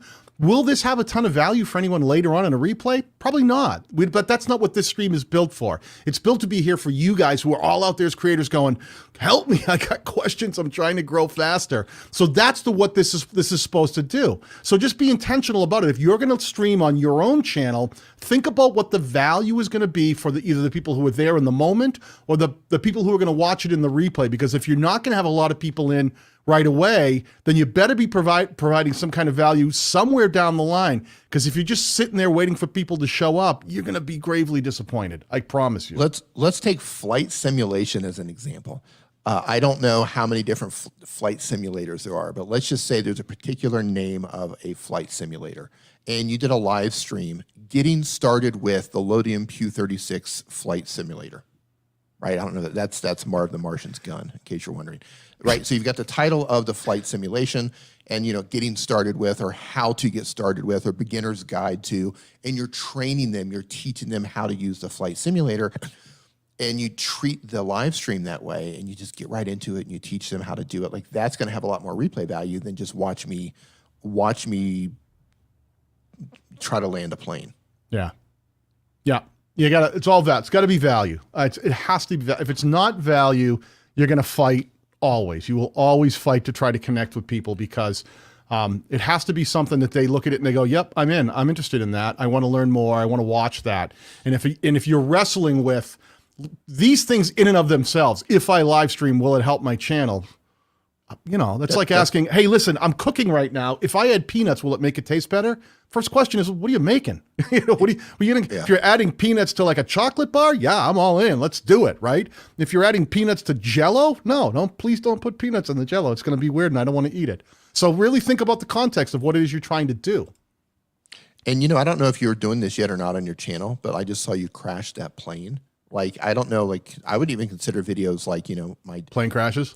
Like my top 5 terrible plane crash, landing. He does have some stuff here like a butter a day. I don't even know what that means. Buttering a space shuttle. I don't know what that means.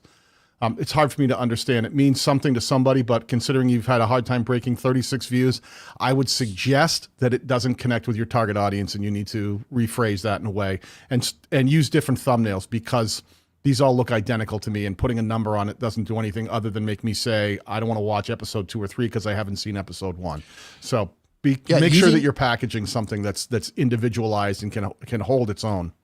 If you're a professional or you are really involved in a particular hobby or something like that, and you're using terminology that people who are not familiar with the hobby or whatever it is that you're doing might not, like Daniel and I, like a butter a day, like that might mean something to people who are into flight simulators, but for someone who is not yet into flight simulators, but we're interested in it, we want to learn about it, that doesn't mean anything to us. And like Daniel said, if you're finding that you're hitting a ceiling, you're like, man, I just can't break through with these videos, it's probably your packaging. Yeah. Right? The messaging just isn't connecting to an audience. So change up how you're trying to communicate with your audience. This could mean something to dairy farmers too, I suppose. A butter a day could be a recommendation. Maybe they're transporting butter. Maybe it's like a butter transport cargo plane. A butter a day. That's why it's a pancake advice. Yeah, New from IHOP. A butter a day. Butter keeps a day. Keeps the coronary arteries at bay. You got it up here, though. How not to land with 3,600 views. AI versus humans, 33,000 views. Come on, let's AI versus extreme wins.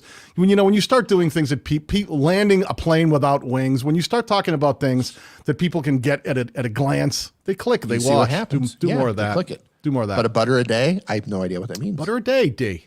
Butter a day keeps. I don't even know. I gotta work on that. There's a joke in there somewhere. There's a joke in there somewhere. Nostalgic gaming channel. What do you see here, pal? I don't see nostalgia. You know what? By the name alone, I'm expecting you to play games like, Super Mario Brothers, Donkey Kong, Defender, Atari games, that sort of thing. You might be playing that stuff. I'm not sure. I don't know how nostalgic you are based on your age, Daniel and I were around when they came out with the first computer game, so our version of nostalgia might be a little bit different than yours. But I would love to see some imagery up there to capture that feeling of just like, oh man, I haven't played that game in 20 years. Right. Just give me that feeling of nostalgia right out of the gate. I was a ColecoVision guy. Pong. ColecoVision, It wow. was ColecoVision. It played Pong. Yeah, yeah, That's all Pong. you could do. And then Atari came out with tanks, and I was like, we can play tanks, and it was the Yeah, slowest moving Pong, thing in the yeah, world. man. And television. And television. Television. Yeah. Yeah. So again, yeah, the imagery, I see a moon, I see some clouds. I think that's a moon, could be a glowing pearl. I don't know. It doesn't scream the thing to me here. Nostalgic Gaming Channel. Could be butter on. It could be butter on Mars. Could be, a butter a day. Butter a day on Mars. Huh? Could be. Nostalgic Gaming Channel. This kind of gives me a little hint about what it's about, but I don't know what the value is. Are you playing? Is it a let's play? Is it a review? Are you showing me? So give me a little bit more and get the imagery up there. Again, links going everywhere. You know what we think about that with 276 subscribers. Uploads and popular uploads. You know what we think about that. Listing who you're subscribed to. Take that off so that's not visible. Hide that. Created playlist doesn't tell me anything. Upcoming live stream, that's cool, I guess, if people are watching your live streams. But I've got nothing that's talking about why don't you have playlists that are like, the Crash Bandicoot series, where it's like rediscovering the coolness that is Crash Bandicoot video game, right? And I go, oh, okay, what is this one? And you start going through Crash Bandicoot. But again, it's a lot of live streaming. I'm trying to see what's connecting. What was the actual question? How old is Crash Bandicoot?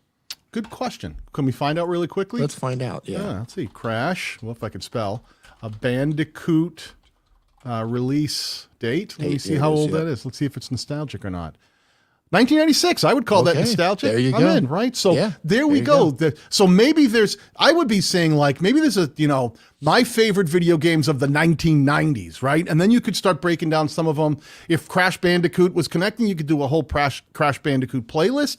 But if it's not, maybe you're going to do series based on the years, and you go the top video games, top nostalgic video games of the 90s, review, let's play and review or something, right? And you go through them and talk about why they're near and dear to your heart and why people want to consider rediscovering them, right? You break them down. The actual question he asked was, hey guys, good morning. Good morning to you, by the way. Good morning. We went right into abusing you. Yeah, No good morning. We're just like, smack them around. Hope you got your pads on. Yeah. I'm a streaming nostalgic gaming channel. Can you please critique my channel and titles and thumbnails to see if it works as well as the playlist? Yeah, that's what we're doing. So titles, I like that he led with the Crash Bandicoot 2. You know what you just said? Everything was spot on, because you saw what happened when Daniel and I first pulled up the channel. Like, our version of nostalgic is completely different than yours. And it's just a generational thing, right? So defining that, if you're talking about games from the 90s, talk about that. Let them know exactly what it is you're doing games in the 90s. Because like this channel, based on that, I'm not interested in it. But if I landed on it, it was like, Donkey Kong, Super Mario Brothers, Legend of Zelda, that sort of thing, and you're making me feel nostalgic, and you're, are we doing Let's Plays? What are we doing? I would be interested in that. But I'm obviously not your target audience. Lucky for you. Lucky for you. Because I'm the guy in your comments that doesn't shut up. I'm that guy. I'm, and this could be me being out of touch, but episode Yuffie had me shooketh. I don't know. You know that thing where maybe I'm missing something, which is very possible. Right. But this, I feel, is one of those typical things that I say, you're trying to be so clever that you lost the target audience. Because FF7 remake, integrate reaction, state of play, there's something in here that I'm not quite connecting with. I mean, it got a few views, so that's something you did right. Nostal Gaming short intro shorts. If you're making shorts, make sure that they have some kind of value. Just talking about your channel, I don't. These aren't advertisements. Shorts are content, right? They're not channel trailers. They should have value, and they should provide value to the viewer. So make sure that if you're making shorts, that someone who has no idea who you are, it's not just a sales pitch. Right. At least when you did the Crash Bandicoots, I can see the game. I kind of understand what it's about. So think about putting those together and seeing how it makes sense. Some of these aren't so bad. To the Moon, Kanto, blind live gameplay. You're trying to stuff a lot of things in there. Yeah. Zero it down. Get focused and say, what is it? Oh, it's Crash Bandicoot 1. If that's this one, you've got so many things dropped on there. Insane Trilogy, Kanto 4, Road to Nowhere. Sometimes you start optimizing so much for the AI that you forget you're optimizing for people who might want to learn what this is. Not a lot of people may know who Crash Bandicoot is because it's an older game. So you have to lead with that thing of that the best nostalgic games that you may not have played. Things like that, and then do the, get Crash Bandicoot in there so that you're providing the value. So at a glance, I don't know what this is that you could scream. Right now, you're only targeting people who know these games, which is okay, having that in there, but you're not targeting people who may not have played them or who might be trying to discover a nostalgic game that they didn't know about that they might want to rediscover and play. So just consider that when you're putting together your strategy. Yep, I agree. Does that make sense? It makes sense. Man, I got the coughing. You all right? Excuse me. It's They okay. also asked about their thumbnails, and I just want to make a comment. Thumbnails where you have like the little comment bubbles with like people saying stuff. Like Yeah. I have no idea what's going on there. So if it's important, I don't play this game, so I don't know what's going on here. But if it's important that you read what's in those bubble messages, make sure you enlarge them. Yep. So many words too. Like there's way too many words. Even if you would enlarge that, it would take over it. Like those might be screenshots out of the game. Like that Yeah. might be saying something in the game. But I don't know for sure. But if you are If they putting look text, just make superimposed because they're on so many different things, but it may not Yeah. be. If in either case, really sell it. If you're going to do, let me just try this. Dude, go to Mr. Beast Gaming. Go to Mr. Beast Gaming. Like I'm just going to do this. Let me just pop up Crash Bandicoot. Do you see the channels that have gotten over Look a at that million views? Do you see huge images? Crash Bandicoot 4. It's about time. So that's probably the actual. Here it is. Crash Bandicoot 4. It's about time. That's the name of the game. Full game walkthrough at 1.4 million views 5 months ago, using huge images, the full video title name, a full game walkthrough. So going in, oh, I get it. They're going to walk me through this entire game, right?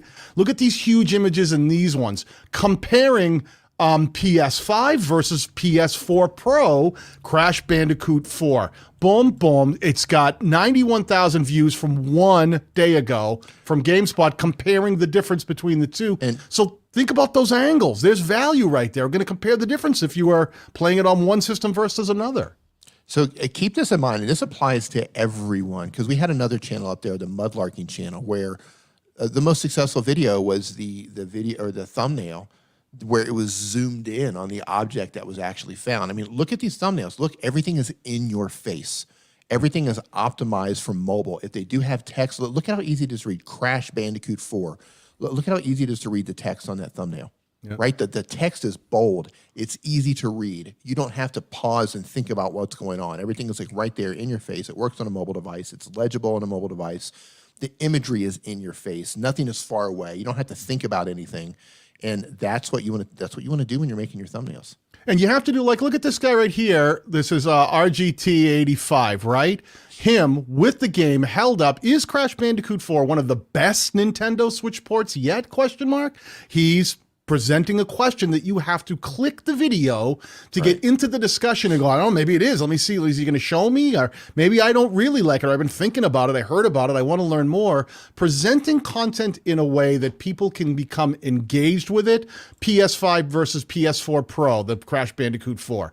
Asking questions like that make a ton of sense. Crash Bandicoot 4 is on Switch. Let's go. And he's holding it up on the Switch. This was from a day ago. He's got 12,000 views because they're presenting games. They're not just putting, the name of it and another vertical line and then some other keyword target, another keyword target. They're presenting, it's like, oh, wow, that's on Switch now? Oh, again, you're doing nostalgic games. But maybe some of those nostalgic games are now available for whichever platform, and you want to mention that and talk about it, and you're going to do a full game review of it. Then do that and make sure you're learning from some of these really, really smart thumbnails that have huge branding plays on them. It's 8.4 million views 3 years ago. Crash Bandicoot 2, full game walkthrough, insane trilogy. Just a huge screen capture that makes a ton of sense. Everything that Daniel's saying right now applies to everyone in here.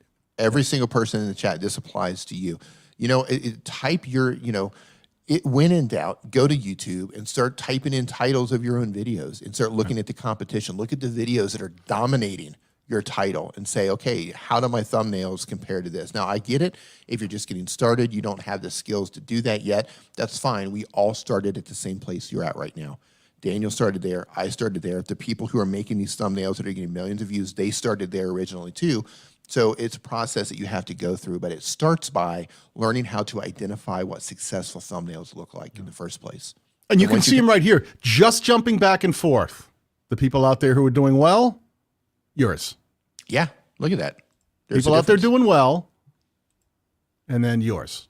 You see how yours are muddled and small and hard to distinguish what's going on. It's not screaming the game. It's missing it. The titles. So get everybody out there. Think packaging. Think messaging.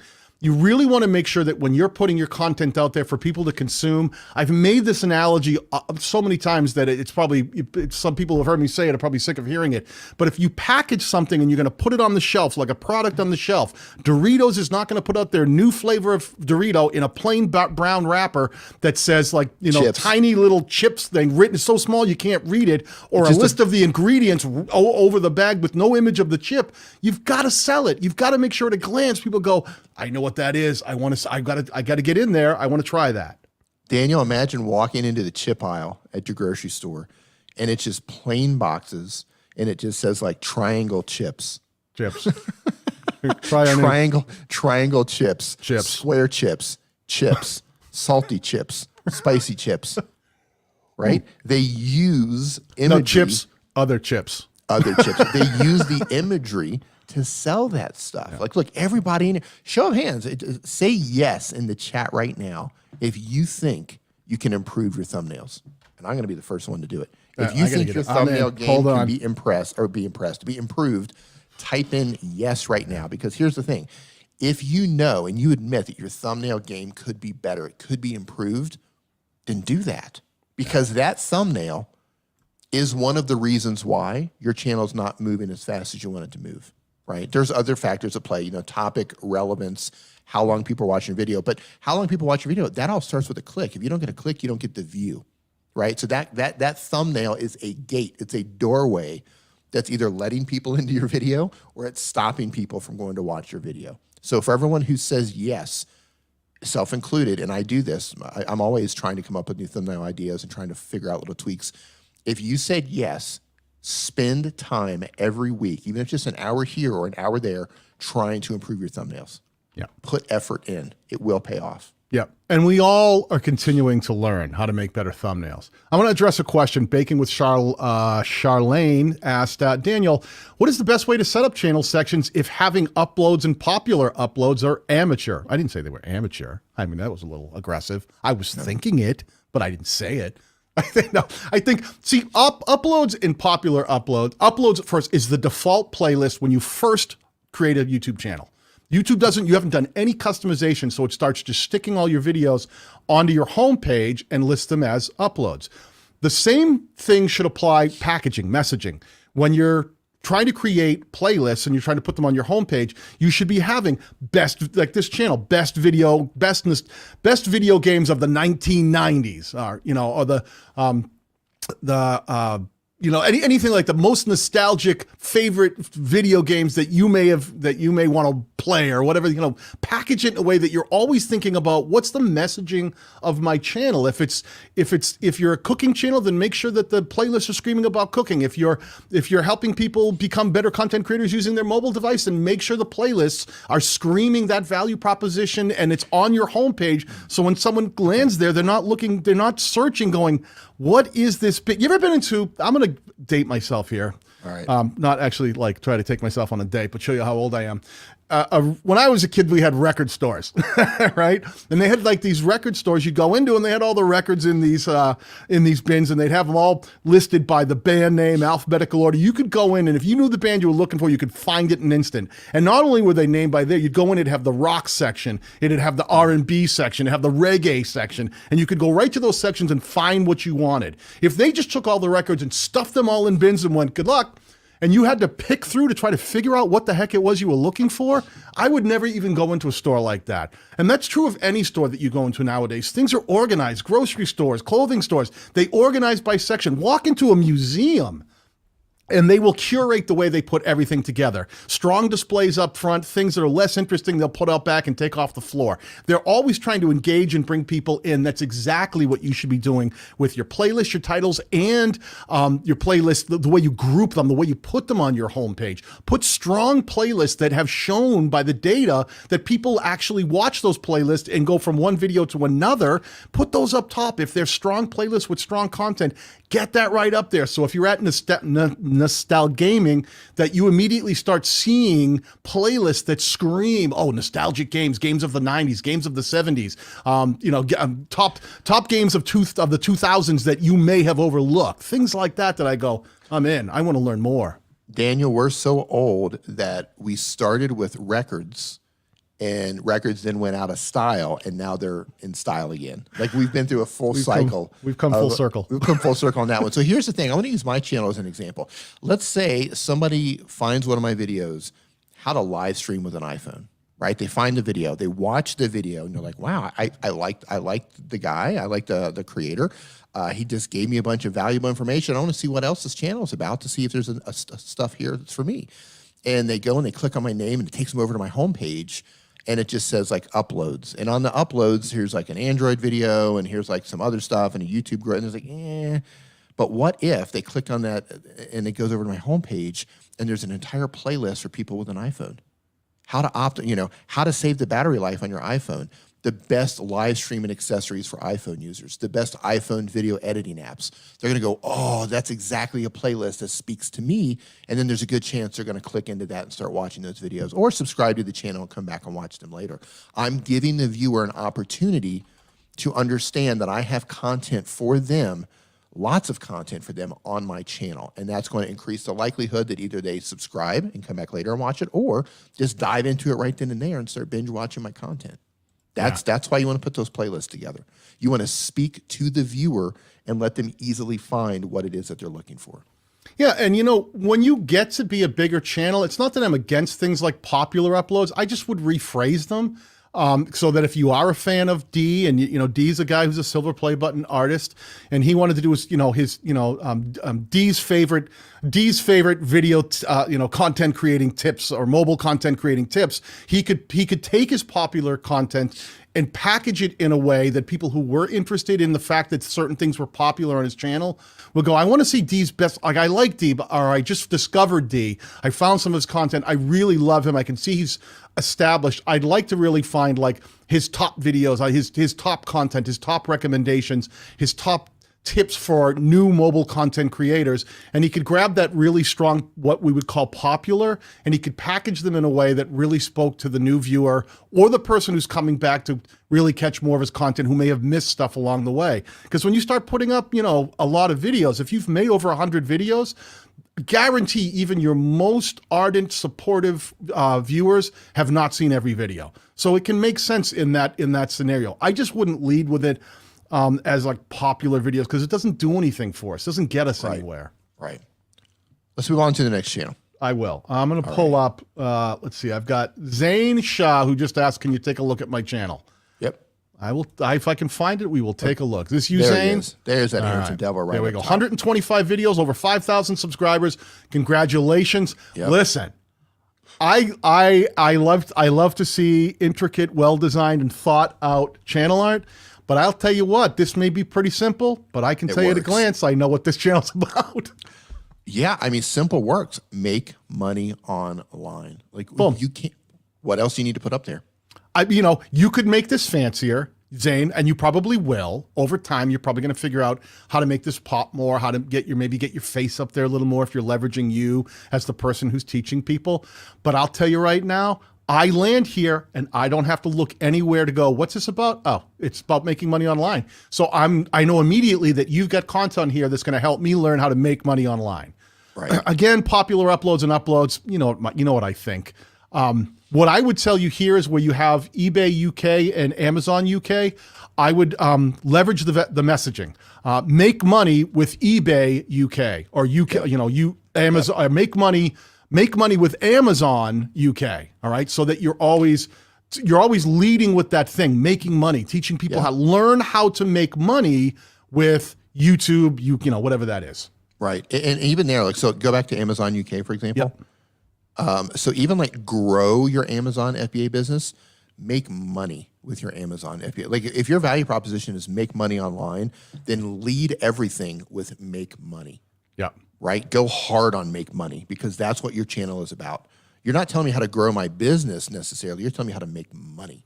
Grow your business is something else. Make money is one thing, grow your business. I mean, they work together, but in terms of messaging, I'm going to click on make money faster than I'm going to click on grow your business. Yeah, I agree. But you listen, you've gotten past 5,000 subscribers, and my guess is because I think that your content connects. I think there has to be something here. I'm looking at this, 2 days ago, you got 879 views. That's not easy to do. Right. You streamed 5 days ago, you get 726. So you've got some views in here. There's some holes in here that, I would be watching for. What really matters most for YouTube monetization? Got you 184 views. I don't know this is a quality versus quantity, niche versus no niche. This isn't really a great target for you. I think that you should probably leverage the things that are really about, making money online and not try to be all things making money online. Lean on the things that are proven successes with your content and the target audience you're trying to reach. I'm going to give you a little thumbnail graphic shirt tip right here. It's because I see that you're using the same thumbnail or similar thumbnails if you want a brown shirt.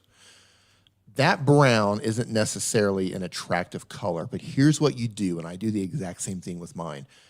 Take that image, make a duplicate of that image, cut out just the shirt, and make sure it sits perfectly on top of your image, right? So when you're building your thumbnails, change the color of your shirt to contrast with the background and the other colors, right? Because like brown and blue and brown and red, that really doesn't work.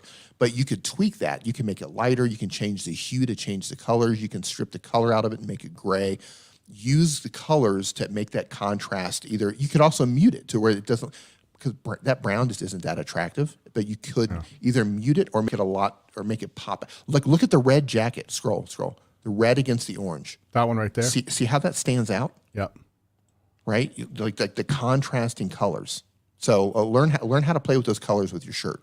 Because that brown isn't working. And the other thing is, it's one of these things that you're going to learn by figuring out what connects. I always say, listen to your channel. I'm a big fan of see what connected. And your highest performing video was making 326.96 pounds. That's pounds, right? Euro, pound. Yeah. Profit from a 1 pound item, right? Boom, 41,000 views, 1 pound. I don't even love the thumbnail, but I could understand it at a glance. That you turn 1 pound into 327 pounds. That's the kind of thing that your channel is telling you. It doesn't do slightly better. It's got 41,000 views. Your next highest performing video doesn't have half of that. And that should tell you something. Another one from that same time period has 8,300 views. Listen to your channel. Listen to your channel of when you nail it. Like eBay, it looked like eBay you were leveraging and turning 1 pound into, if you can repeat that. I can see you tried to here, right? Buying for $1. I like it, but I would start leaning on, here's another one. Buying and selling. eBay has done well. I would look for the patterns. This is a pattern eBay did well. This is a pattern learning how to earn money consistently from eBay. The thing that, let's see, here's eBay. Say, where am I looking here? Yeah, so I would say here's eBay. So out of your top 10, I'm seeing half of them are learning how to make money on eBay. That top video right there, I mean, the way that speaks to me, it speaks to people who only have a pound. Yep. They don't have a lot of money, but they want to turn that 1 pound into a lot more money. Like that speaks to such a specific audience group, and you can see by the response that you knocked it out of the park on that one. I would try to think other ways to come up with similar videos on that one. Because look at the number 2, how to earn 1,500 pounds consistently. He capitalized it from eBay, and then it gets truncated, but he didn't. He got the value in before the truncation. I don't know. And this is another one. I don't love the thumbnail style, but I'll tell you what, calculator, arrow, eBay, this seemed to work for you. All I can tell you, it worked. And it's the one thing I'll tell anyone out there thinking about thumbnails, a lot of times we get into discussions about what's the right thumbnail. Should I use my face? Should I not use my face? Should I use colors? Should I use text? You should look at your channel and go, listen, I'm going to try different things out. And based on the type of target audience I'm trying to reach, because who you're trying to reach isn't going to be who I'm trying to reach, isn't going to be who Dee is trying to reach. So you should go, I'm going to try some things out and I'm going to see what connects. And when I start seeing packaging, which is topic, what you're talking about, making money online, title, not just making money online, but learning to make a lot of money on eBay, there's your title. And then the last element is the thumbnail. All right, I'm going to try putting like the calculator, the pound sign, put the eBay symbol, and let me see if that shows them that on eBay I can turn that pound into this much on the calculator. I may not love it. I might not look at that and go, it's a little confusing, but guess what? You've got 60,000 views that says, guess it wasn't that confusing because 60,000 people figured out that the title and that image worked. They understood it. They clicked. They watched. Listen to your channel. Listen to your channel, okay? He said in the chat, he said he's always testing things. So it's possible that he may have even had a different thumbnail up when those views came in. So that's very possible too. Yeah, it's always possible, yeah. So yeah, pay attention to that. If Dee is right and this is a newer thumbnail and not the original thumbnail, which is a great point, Dee, then definitely look at when make sure you're keeping track of when you've changed thumbnails and watch the traffic patterns and see, traffic can just die up on its own because a video can reach saturation that it served it out and no one's clicking. But try to watch and see if making any of those changes, really immediately coincided with I changed the thumbnail and the views right away skyrocketed up, or I changed the thumbnails and I kind of saw a pretty drastic drop quickly, because things like that can give you a hint of whether or not you're doing the right thing or the wrong thing. Because you switched over here to 6 reasons I hate selling on eBay. That's not necessarily the worst thing in the world, but you're talking about you are leveraging eBay. It's got 879 views. See how it does. Maybe that's a strong play. Maybe it isn't. But I'm looking at some of these streams. These are all under 1,000, under 1,000. I'm always looking for the breakout when I'm looking at what have you done recently. Facebook Marketplace payments did a little bit better. Here we go. Free method to find the best-selling products for eBay. Again, when you talk about eBay, that's 1,500 views. eBay's working. 5 proof. Wow, I cannot speak to that at all. 5 proven strategies to get more sales on eBay in 2021. eBay, man, eBay is your winner. Zane, I know you've mentioned, we've talked about before, you're wanting to add, I believe you said Shopify to this. I think you should always test things to see how your audience is going to respond to it. But man, you're just, eBay is just doing really well for you. And you have in the last month, you've leaned on it several times and it's done well. So I would find different angles that you haven't covered on eBay, play around with the thumbnail, see what you can do, really give people the kind of value that people seem to ask about. Do some research. This is where keyword research is really important to figure out the things that people are looking for in regards to the target that you're going after. Because you might have an angle that works, but I will tell you right now, as a just looking for patterns on your channel, when you show someone how to take a small dollar amount and leverage eBay to turn it into a significant return on investment, that is a strong spot. It's a sweet spot for you, and you should recognize it and go, yep. I mean, I can talk about all things eBay because I want to build up my catalog. I can't every week make the same video, but I would be going, man, every time I go to the well 2 or 3 times, I'm going to drop another one showing people how to turn a small dollar investment into a good return on that investment and make a lot of money with a little investment using eBay. That seems to work. Just recognize it and go, that works for me. I'm going to leverage it more often than not. Love it. Let's see. I'm looking into the chat here a bit. Give me one Paul second. Peck Drywall, how you doing, sir? Nice to see you in here. Paul Peck, Mr. Paul Peck in the house, ladies and gentlemen. Mr. Paul Peck. Mr. Paul Peck to you. Oh, man. I'm just trying to play catch up here. Hey, Ed, how you doing? Nice to see you in here. Let me see. So what we're doing here, in case you've just come in and trying to figure out, so we're randomly pulling people out of the chat. If you do want us to look at your channel, just let us know what it is you want us to look at. Like, hey, please review my channel, look at my thumbnails, for example, and please don't continue to spam the chat. Like we're scrolling through, and we'll see it if you're posting. Okay, I've got one here. Who are you pulling up? It's a channel called Block Explosion. Just said, can you look at my thumbnails and titles, please?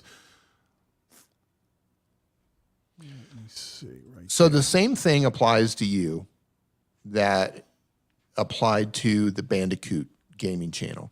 Like if you go over there and you look at the Minecraft videos that are doing really well on YouTube, go look at their thumbnails and then look at your thumbnails. Yeah. Yeah, this isn't even really optimized. We've got a lot of dead space. Now, let me see. Is that just playing or is there just no thumbnail? He may not have used a thumbnail in his trailer, but even then, this doesn't even look like you're capturing in full 16 by 9 for whatever reason, and I'm not sure why that is. Yeah, I'm not sure. There's a lot of black space I'm seeing around these. So make sure, don't leave a lot of real estate on the table there, not only in thumbnails, but when it comes to video capture as well. You seem to be capturing in something other than widescreen, and YouTube is a widescreen platform. So if you want to compete against other channels that are out there doing well for Minecraft, and there are a bunch, PewDiePie's back on Minecraft again. He's been playing it a bit. Minecraft has been hot again. It's been really hot. So the thing I would tell you is just putting Minecraft in some screen capture, Minecraft shiny things, Minecraft upgrading the house, Minecraft ice cream. It doesn't tell me. It doesn't give me any value, right? I don't know what that thing is. Whereas if I said, let's look at what people are being successful, learn from the people out there that are doing well. Minecraft 2, noob versus pro versus hacker versus god. All right, that must be a let's play. But if you start going through, this Minecraft video will definitely satisfy your brain. I don't know who deity is. Think about some of the things that people are doing. Look at some of the thumbnails. See how these are really bright and they're really catchy. This has got 16 million views. Go down and really try to capture some of the visualization. Why Minecraft Earth failed, right? Look at that. Look at that thumbnail that just screams, Mr. Retro Geek, 12,000 views. He did, this is a smaller channel that did really, really well by leveraging a very specific value proposition of saying why this particular product failed, and then got into that discussion. You go, well, why did it fail? I want to know. I'd have to click to find that out. Look at this one right here. Minecraft characters in real life. I love that idea. I love that idea of comparing the characters versus the real life. It was 105 million views on this one. That's really smart. The way that was done is really, really smart. That's a really cool play. This one here too, some of these images, secret trap challenge. I love this one. 2 million views. First of all, you got this giant blade coming to cut this guy in half, right? And then you've got the Monster School secret trap challenge. Funny Minecraft animation. Think about how you can do things like that, my friend. How you can create stuff that would make the person want to click and get into it, and get into that game, speak to their language more often, so that someone who's going, I actually type Minecraft. That's part of the reason I can't spell properly. But think about some of the stuff that will come up. Let me see here. Noob versus, let me see what this one, Minecraft, but it's impossible to die. So he's played it, this one, impossible to die, playing it. There's a little catch, right? So 420,000 views 3 months ago, but making it impossible to die, throwing a twist on it. Unluckiest Minecraft clips of all time, right? So they're talking about the unluckiest clips. So it's like when things go horribly wrong. There's a reason to watch because there's a value in it. Minecraft Survivor versus 3 Hitmen. We stole lucky blocks from Herobrine, right? So there's all these different things that they're leveraging. So you go, I want to see what happens when they stole the lucky blocks from Herobrine and what the reaction was. Those reactions, to give more than just gameplay, can be really powerful. The thing about gaming channels that I think are particularly tricky, and it could be just me. I think that people have different takes on it, but gaming channel stuff, because I think people can easily screen capture and start streaming their games, and they go, I'll just play because that's what I see other people do. But a lot of these other big channels do really well because these players themselves have been around for a while. Either they're great players, or they're someone that the audience is invested in, so they'd want to stay around longer and they'd want to watch more of that particular gameplay because they can learn from that player. They can say, this is killer. I love watching this guy play. He teaches me something.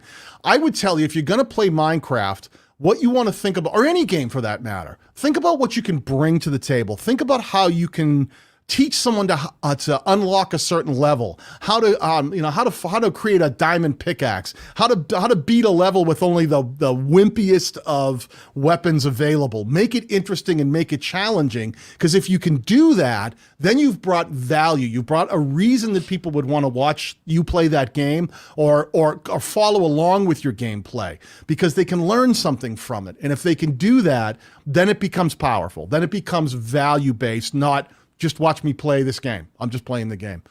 How you doing over there, D? You good? Yeah, I'm doing great. Thanks for holding that down for me. No problem, my friend. And you know, and Daniel might have already said this while I was conveniently off the camera, hydrating and that's good. Hydrating is important.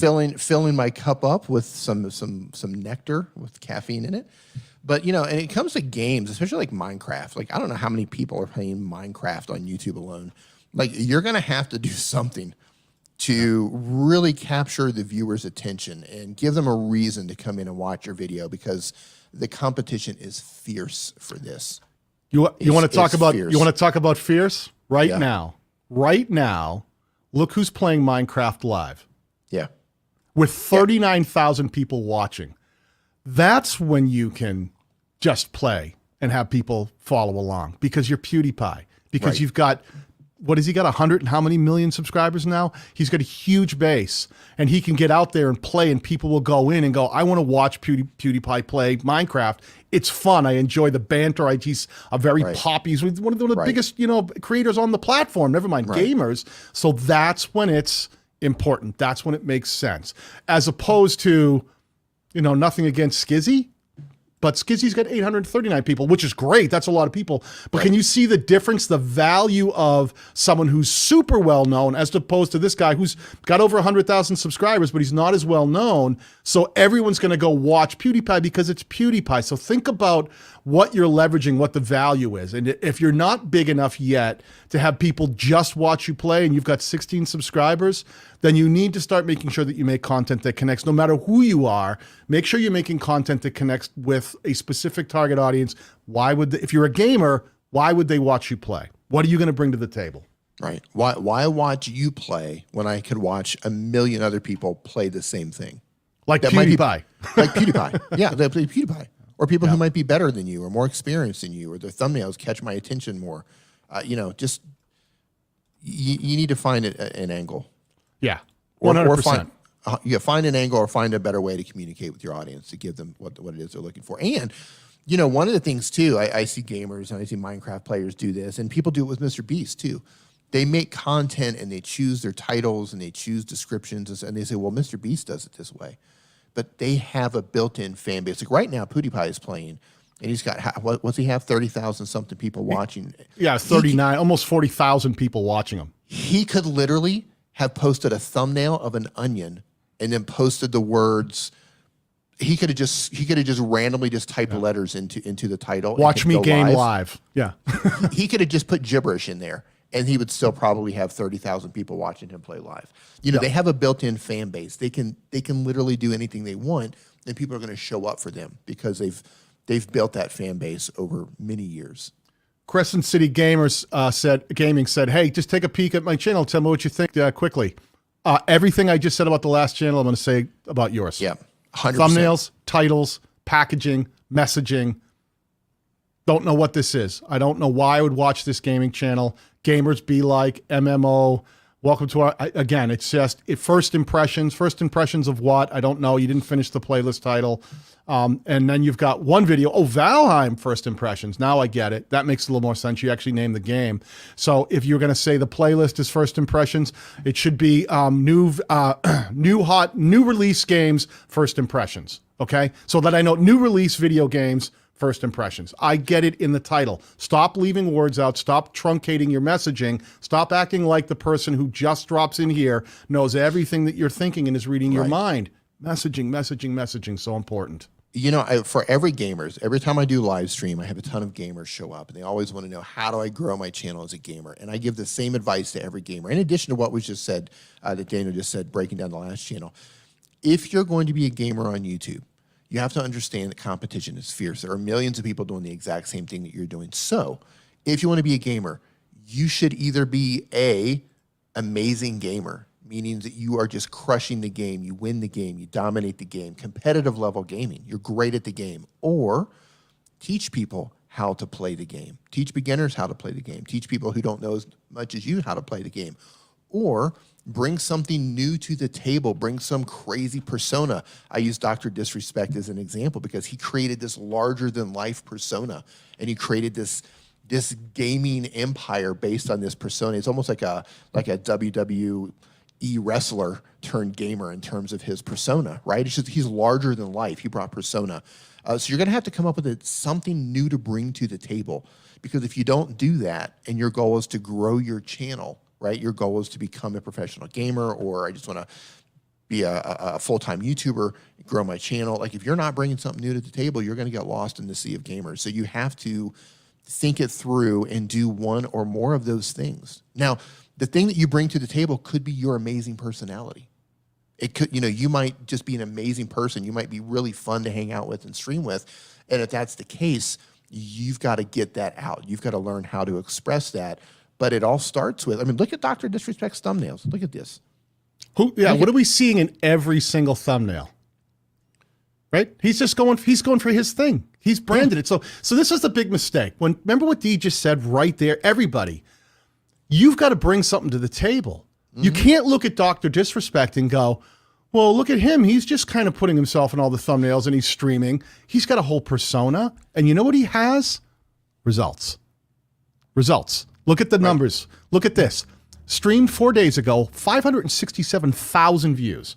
Streamed 3 days ago, 330,000 views. Streamed 1 day ago, 413,000 views. All right? Live, when he goes live and plays a game and brings his personality to it, you can't look there and go, well, he does it, so that's why I'm doing it, and you've got 2 views, and he's got 200,000. He's proven that he's figured out a way to connect, and he continues to do it repeatedly. These are the things that we keep trying to talk to you guys about. Not all growth is going to be cookie cutter.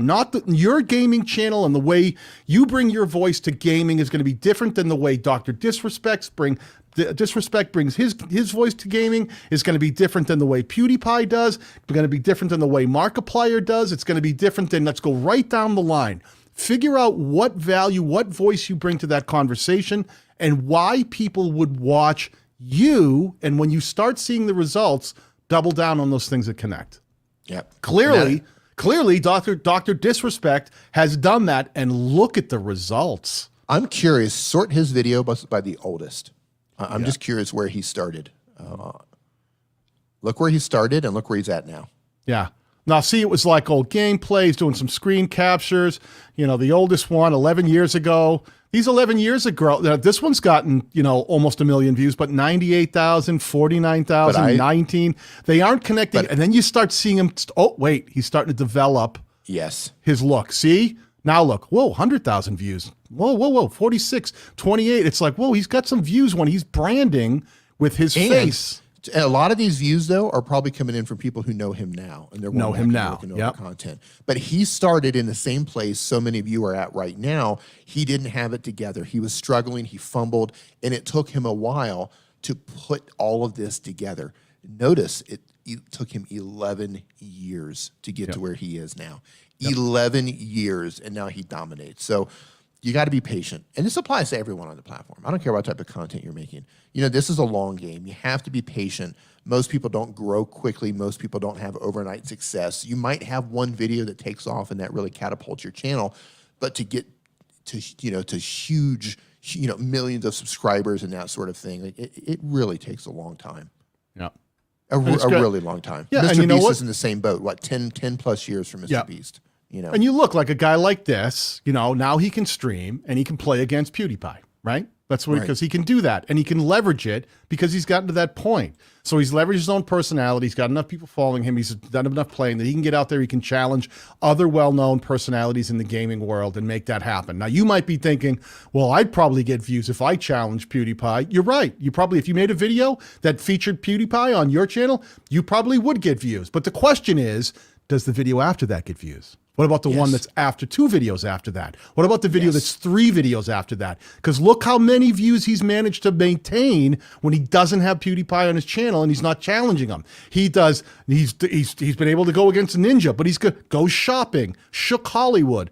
That day that Dr. Disrespect completely lost it. 1.5 million views. He's got enough people invested in what he's doing that people will watch his content for him, not just because who he's playing against. He's not trying any, tricks just to get views. He's out there just doing great content that connects with people.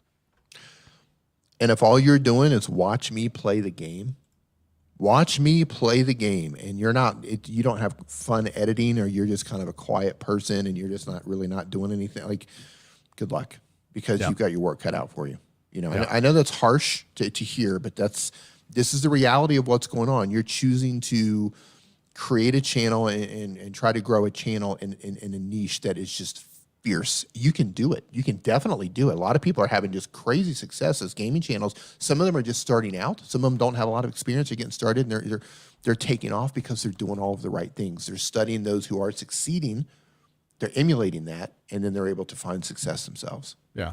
I just, I had to go this one because my son's a Fortnite gamer, so I had to quickly look. I want to see when I typed Fortnite in what would happen. Look at the number one title I got served right here. 25 Fortnite tips everyone should know. Boom. Boom. Right? Boom. Hidden, right? Yeah. Value. Wasn't just about gameplay. Yeah. 25 Fortnite tips that everyone should know. Like, what are the tips? I want to click. I want to know what the tips are. This is hidden. How do I get that? Removing Pleasant Park with 10,000 mats. Like, what? They were able to take that whole thing down with 10,000 in your material list, right? This is all of these things is leveraging more than just the gameplay. Bring more to it. Make it. There's so many gamers out there trying to break through. Figure out what it is you're bringing to the platform and your niche that's going to make you stand out. Personality, style, value, look, gameplay, banter, you name it. Whatever it is, try it. And and this is true for every channel, gaming or not. Don't just do something and go, well, he did it. Listen, it's up to you to connect with the target audience. And if you try it doesn't work, then don't do it. Then try something different. Get out there and try to figure out what it is that's going to allow your voice to connect with the people you're trying to connect with. And I don't care what kind of channel you are. Could be gaming, could be any kind of channel out there. But figure out the voice that you bring to that niche, to that discussion, so that when people come to your channel, they go, I go to your channel. I love that person's channel because of X. This is that thing that they do that when I go to their channel, I love it. I love it. There are channels out there. We talk about this all the time, and I think it confuses people because we're always telling people to get really focused, because a lot of the people we talk to are smaller creators, right?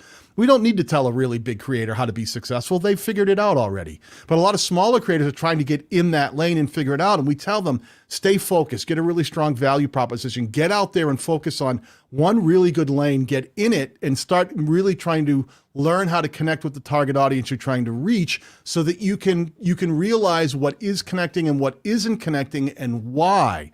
What happens is a lot of times I see creators will go like, well, I went over and I looked at someone else's channel and I'm going to do it their way, but you do it, you'll make 20, 30 videos trying to copy someone else's steez, but you're not getting any results. I think it's good to have influences. It's good to learn from people, but the people you will learn from more than anybody is your target audience, because they'll tell you when you're doing something right. You'll see that you start getting more views. You see that you start getting more comments. You see that you start getting more subscribers, more likes, more shares, more interaction, and your channel will start to grow, because those are the people that matter, not the other things out there, not the other creators, don't get wrapped up in any of the drama that comes along with YouTube. Does YouTube hate me? Why is that creator? How come they get to and I can't? None of that matters. What matters is figure out the target audience you're trying to reach and figure out a way to make content that connects with them, and that starts and ends with you. I love that. And I want to tackle a question in the chat right here. So Kindly Canine Training. All right, so let's talk about the name first. Kindly Canine Training. So Canine Training, I'm assuming they're training canines. Question to Style Pros. How should I, as a dog trainer who is old and fat, dress and brand myself with my clothes to stand out like this guy? Okay, so gaming is one particular type of niche. So like a Dr. Disrespect, I don't know if that would translate well to dog trainers. It might. I mean, look at what was that Netflix show, The Tiger King? I mean, it might. You might be able to stand out a certain way there, but you have to understand that people who are coming for canine training are generally going to want to learn about canine training. I don't think... I'm not going to say that it won't work. It very well could work, but I don't think you need to be flamboyant or over the top. I think just pick a style that works for you. Or did you pull his channel up? Her channel? Yeah, I have it over here. You can pull. Okay, let's bring it up. Let's have a look. What do we got here? There's some basic stuff that I can see. You've made sure that you don't have crazy links up here. The messaging, kindly canine training tips and product reviews. It's the silhouette of dogs. I don't think screams. It screams more dog walking. I'm a little lost in here, and it's harder to see on a mobile device. I see more cityscape than I would see the dogs. So there's some messaging here that I think is a little off. Canine training. The other thing is you're going for you're leveraging canine a lot. And I get it. Canine is in there. I get it. I get what you're going for here, but you have to make sure that you're like training a dog, aggressive dog, too much. It's stuffing all that stuff in there. You're doing that thing that we talk about. You're trying to, it's like you were sitting with one of the Keyword Explorer tools and you didn't get the grade, the score you wanted. So you kept changing the words until the score was right. Instead of going, what am I trying to make a video about? I'm trying to, how to train an aggressive dog. Right. That's who you're speaking to. Just say it, right? Right. And then it says tips part 2 of 3 in the thumbnail. Like, oh, I got to watch the other one, so I can't watch this yet. I'd have to watch the other one first. I like some of the imagery, but you kind of were so heavy on the branding and so heavy on the text that it's a great image of a dog. I wish the dog was just the aggressive dog. You also made the exact same thumbnail as you did from the previous one. So if that got served to me and I did watch the original one, I'd be like, all right, well, I already saw that one. I don't want to watch that. I wouldn't notice it was 2 of 3 or 1 of 3. I just see It was training. It was the exact same title, training a dog, aggressive dog. It just, you're so wrapped up in trying to please the algorithm, please the AI, that you're missing the people that you're really making content for. And that's the viewer. That's the target audience. Yeah, in terms of what you wear, if I were to start a dog training channel, the most important thing that I would focus on would be connecting to an audience of people who want to learn how to train their dogs, or maybe you're trying to use this as a generator to bring people to your dog training academy or dog training school where you actually have a brick and mortar location. I don't know if you're doing that or not, but in terms of what are you wearing, like what would a dog trainer wear? What would a dog trainer wear? I probably wouldn't wear any branded clothes. I would probably wear, clothes that don't have logos on them, or I wouldn't wear like a Doritos shirt or something like that. I would dress in how you would think a dog trainer would dress, and I would just work on building myself as an authority for dog trainers. I just don't see like a crazy personality working here, because that's not why people are here. They're here to learn about their dog. Wait a second. If you have a crazy personality and that's just who you are, then let it out. Be that person. Yes, please be that person. But what you should never do is go, oh, I watched the Dog Whisperer and he's kind of a, he does this thing. I'm going to try doing that too. Like, don't be something you aren't.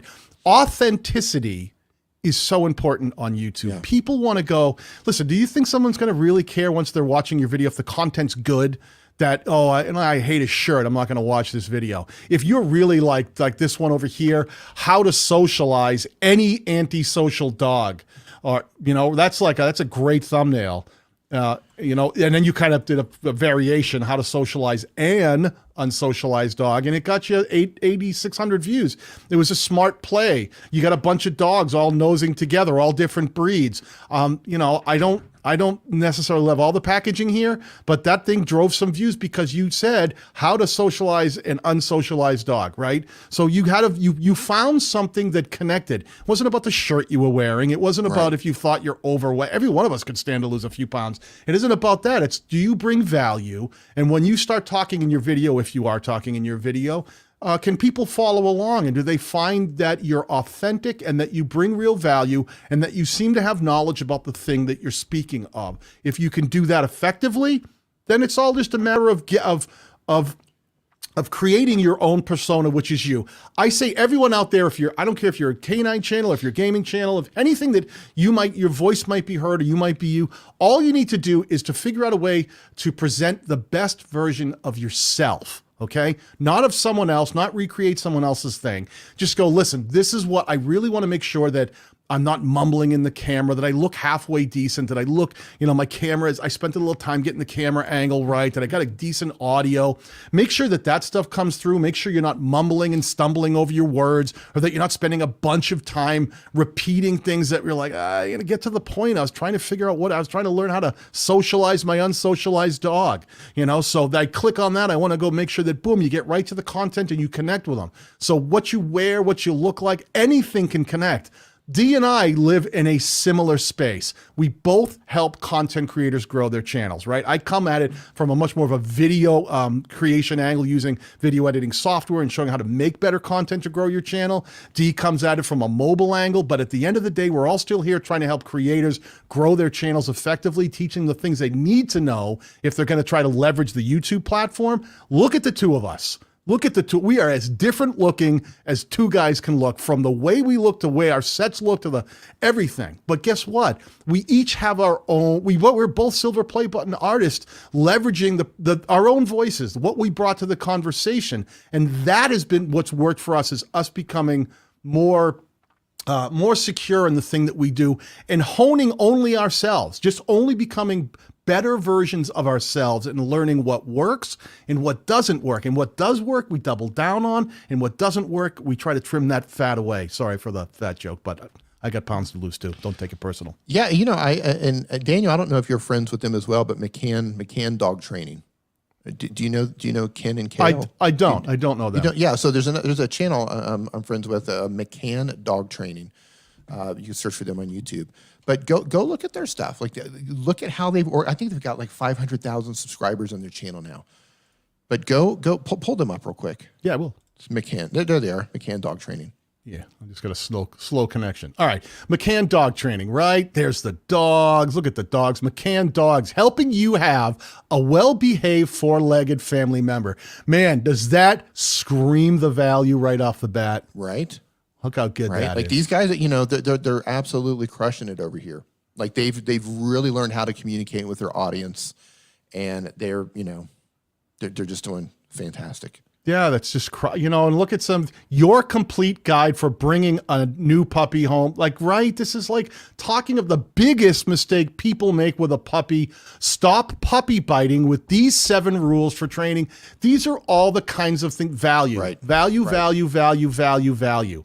And value. Do you think that she's worried about, do I look perfect on camera? Do I have the perfect shirt? Is that black tank top the right tank top to wear if I'm going to talk to the audience? They're there for the dogs. They're there for the dogs. It's value. Is this Eskimo snow parka jacket? Should I wear it or not? It is. Right. It's value. Are they providing value, and are they making content that connects with the people who are there? 1.8 million views. How to stop your puppy from biting. Boom. Yeah. There you go. Boom. There you go. Here she is with a thumbnail. Puppy, stop nipping in minutes. Oh, okay. I get it. It's the packaging and the messaging. Study this channel. Look at what works for them. Look at what doesn't work for them. Look at how they put their thumbnails together. Look at their topics. Look at how they're structuring everything. How are they doing on their playlists? Well, let me just, while we're here for 1 second, are you noticing anything in the top row?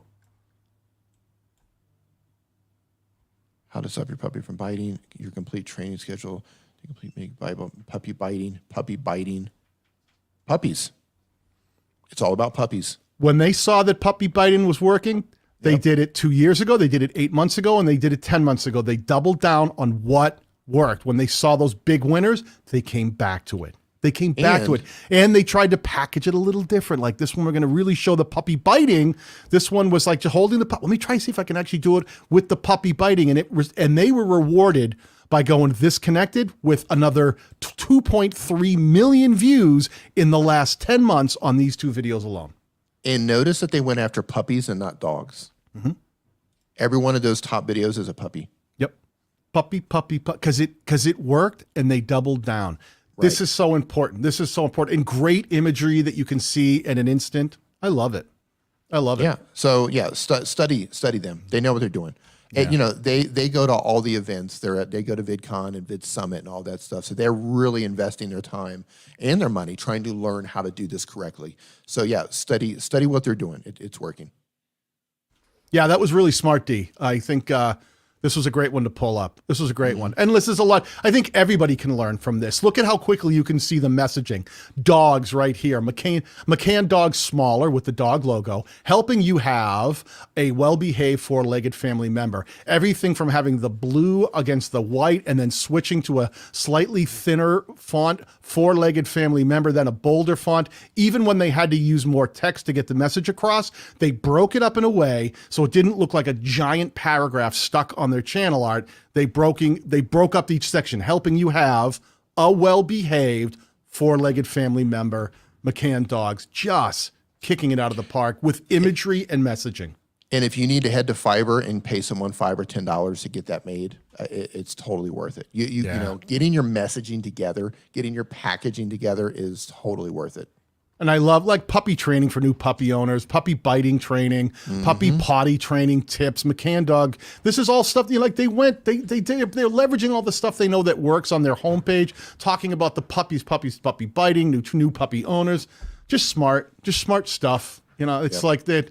I think that's where we all need to learn to live, is in our discussion, the messaging of our discussion. Really make sure we're connecting, find out what works, double down on what works, and recognize those signals from your audience. I can't say this enough. Don't look at other channels and go, well, he did it. Well, he's doing, well, they're doing. Do things on your channel, learn from other channels like we're doing here. We're going, oh, puppy seems to work. When they talk about puppy biting, maybe if I'm a dog training channel, that I should talk about, try biting dogs, puppies. Let me start with puppies, because a lot of people who have a puppy might be looking to figure out how to train it. That's one of the first things you do. If you have an older dog, they may already be house trained. They may already have their temperament in place, and you've just adopted a dog that you're kind of like, yeah, we're just getting to know each other. And maybe that's a different series, how to socialize a new dog, a new rescue, if you're dealing with rescue dogs or something like that. Older dogs, adopted dogs, if there's different things. Think about how you can connect, but always provide the value to the target audience member that you're trying to reach, instead of just having, your dog channel out there that doesn't really have a ton of value, that doesn't connect on a level where it's, a kindly canine training. I'm just not, you haven't really connected on that level, tips, canine training tips Tuesdays. It's just not quite connecting. I think that you're circling the drain, but you've got to dial it in. And the number one thing that is probably the elephant in the room, you can have the perfect title, you can have the perfect thumbnail, you can have the perfect target. Your channel could be laid out and optimized perfectly. You could have every playlist right. You could have followed every tip that we tell you. But the ultimate trump card is, how good is your content? You get them to click, but just getting them to click is only half the battle. Now you have to, once you win the click, then you have to win the viewer. You have to win the viewer. You have to get them to watch the majority of your content. They have to love it, because the most important thing is absolutely getting them to click. But if they click and in 10 seconds in go, nah, not for me, and they're gone, no matter how good your thumbnail and your title is, it's over. Yeah. You'll never save a bad video with a good thumbnail and title, because they'll click and they'll dive out quickly, and then YouTube will stop recommending it based on performance. Performance is everything. So relevance and performance are the two things that we're constantly trying to hone and perfect. The relevance of making sure that the packaging shows this is that thing. If you're trying to learn how to get your new puppy to stop biting, this whole packaging, the thumbnail, the title, all screams how to get a new puppy to stop biting, right? But then once they're in performance, you have to if you make a 5-minute video, you want to hold those viewers as long as possible during that 5 minutes. So you got relevance, performance, and get that viewer invested and try to get them to watch more of your content, because they go, that was good. I'm going to come back to the channel for more puppy tips. We have a new puppy, and I learned a lot from this one, so I'll come back for more. Yeah, and you know what happens? Over time, you end up making your channel a destination for something. Like McCann dogs. Like anyone who's ever asked me anything about dogs, like I'm not a pet owner, but anytime dogs come up, I'm always like, hey, you should check out McCann Dog Training. Like I'm always sending people there. They've made their channel a destination for people who are interested in training their dogs, and they've become an authority in the niche, right? By being professional, by doing all the things that work on their channel. And everybody can do that. Like this isn't some magical thing that's just out of your reach. Every single person in here can do this. Number one, it takes time. Number two, you got to put in a lot of effort. You've got to learn how to communicate with an audience. You got to learn how to make those thumbnails that get clicked. You have to learn how to make a strong hook in your video. So when somebody clicks play, they want to continue watching past that first 5 or 10 or 15 seconds. And you got to learn how to edit to hold their attention beyond that. Like there's a process. There's a lot of stuff to learn, but everybody in here can do it. Yeah. Like everybody on YouTube started at 0. Everybody did. Boy, yeah, that's more. You just said a mouthful, man. Just learning to make something good. Make something good. Put it in a good package. Package it up. Wrap it in a way. Make something good and package it in a way that really represents that thing so people go, oh, that looks interesting.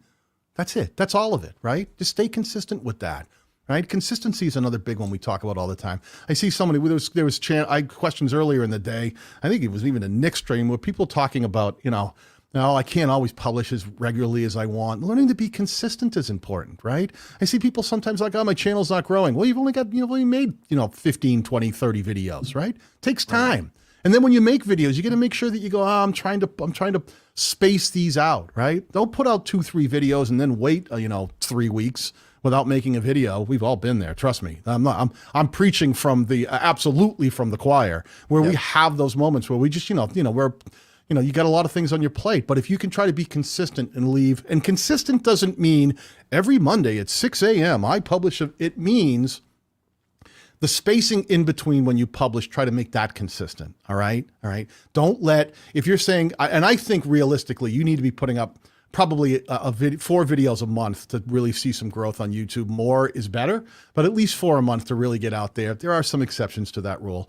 But so you want to get out there and make sure you're putting up content, 4 a month. So if you go, you should say to yourself, like, if you just made 2 videos, don't just dump 2 back to back and then go 2 weeks in between.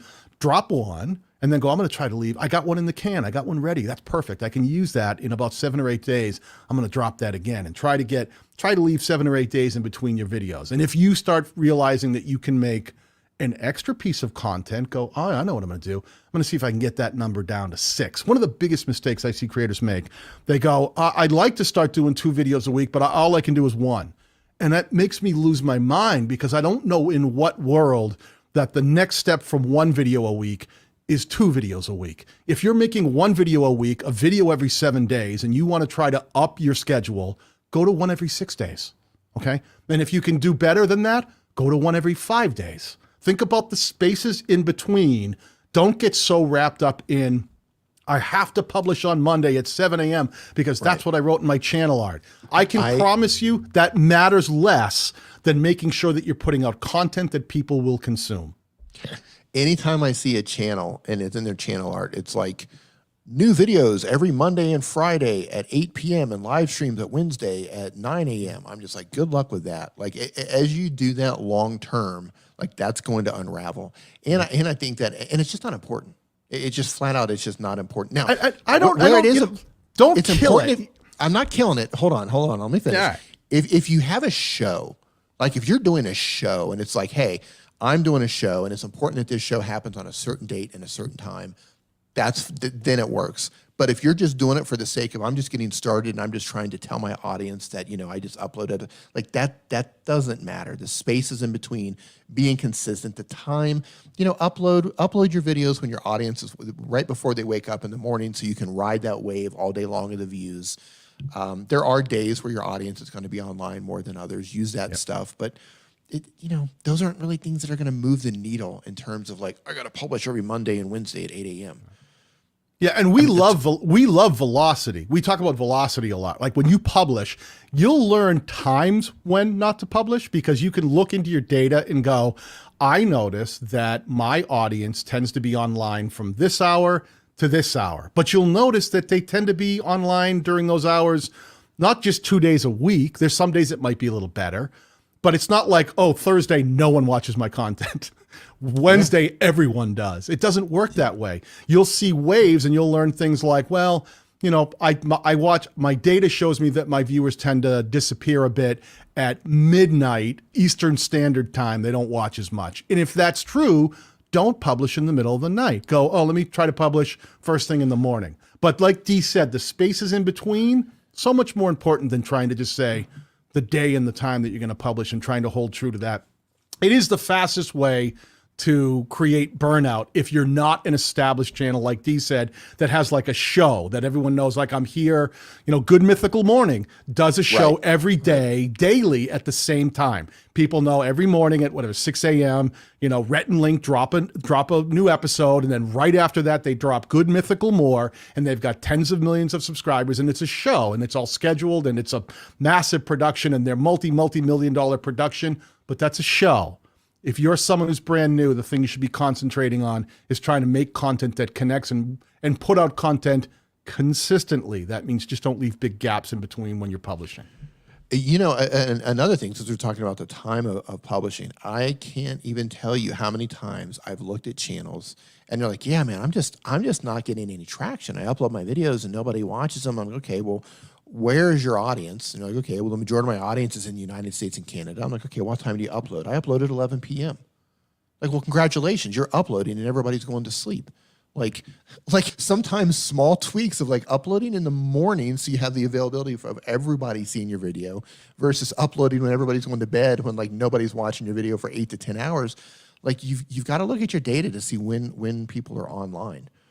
And I'm going to pick something out of the chat right now really quick from Good Company says, why would my subscribers won't get notifications and they turn on the bell? Probably because they're not actually watching your content anymore, right? So YouTube does this weird thing, and this is how it works. The more someone watches your content, the more YouTube will show them your content, even if they're not subscribed. And it works the other way.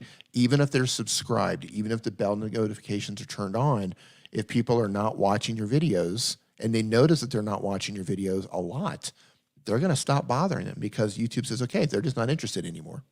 I'm subscribed to tons of people with bells on, with bell notifications turned on.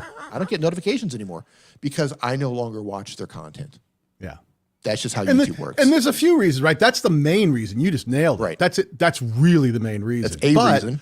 But sometimes, hey, look, you look very dark. Could be a lighting thing. The other reason that that sometimes it won't get served is that YouTube is physically having issues. Sometimes the notifications doesn't always work, and everyone just assumes, oh my gosh, notifications is broken. But sometimes it doesn't serve out always. And the third reason is you not only have to have notifications turned on, but you have to have the notifications turned on your device. If you don't have that notification on in your device, it won't like send out an alert and say, oh, so-and-so has a new video out. If that alert got served at 7 a.m. because you put out a new video, and that person, I keep all the alerts off on my phone from YouTube, or it'd be blowing up all day from messages and comments on my videos. But if someone has their alert set turned off on their mobile device, you put out a video at 7 a.m. and then 50 other people that person subscribed to puts out content afterwards. That person gets up at 9 a.m. and opens up their phone. They're going to go, I never saw an alert from you. It's not that they didn't get it. It was buried behind 500 other alerts from other channels that they've been watching or may have been subscribed to and have the alerts on for. So, you know, you got to think of it in context. I see a lot of times audience members will say that, like, I never got the alert for this video. It could be a variety of reasons, but the reality is, if you have a successful video, and you're talking to guys here who have worked with channels from, 500 to 5 million subscribers, I can promise you that a successful channel is only getting about 2 or 3% of their views from notifications. And that's a lot of notifications.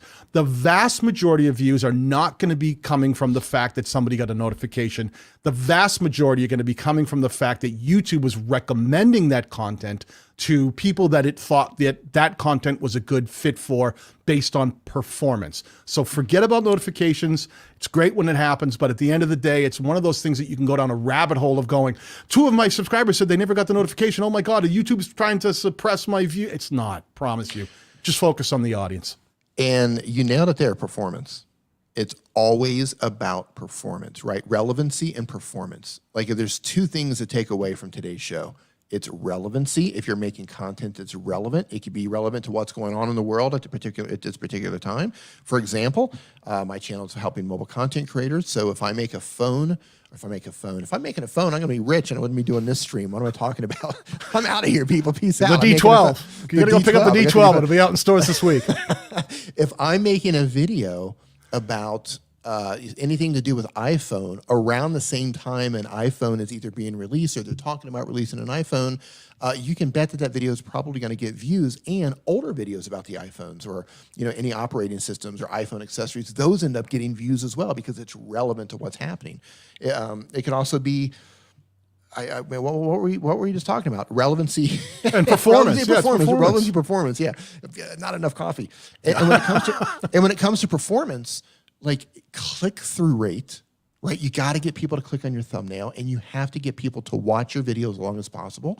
And instead of worrying about who's getting notifications, and instead of worrying about is YouTube not serving my video out, just try to get them to watch another video, right? Try to connect with an audience, know who you're making the videos for, and then try to get them to watch another video instead of worrying about all these things that don't even matter.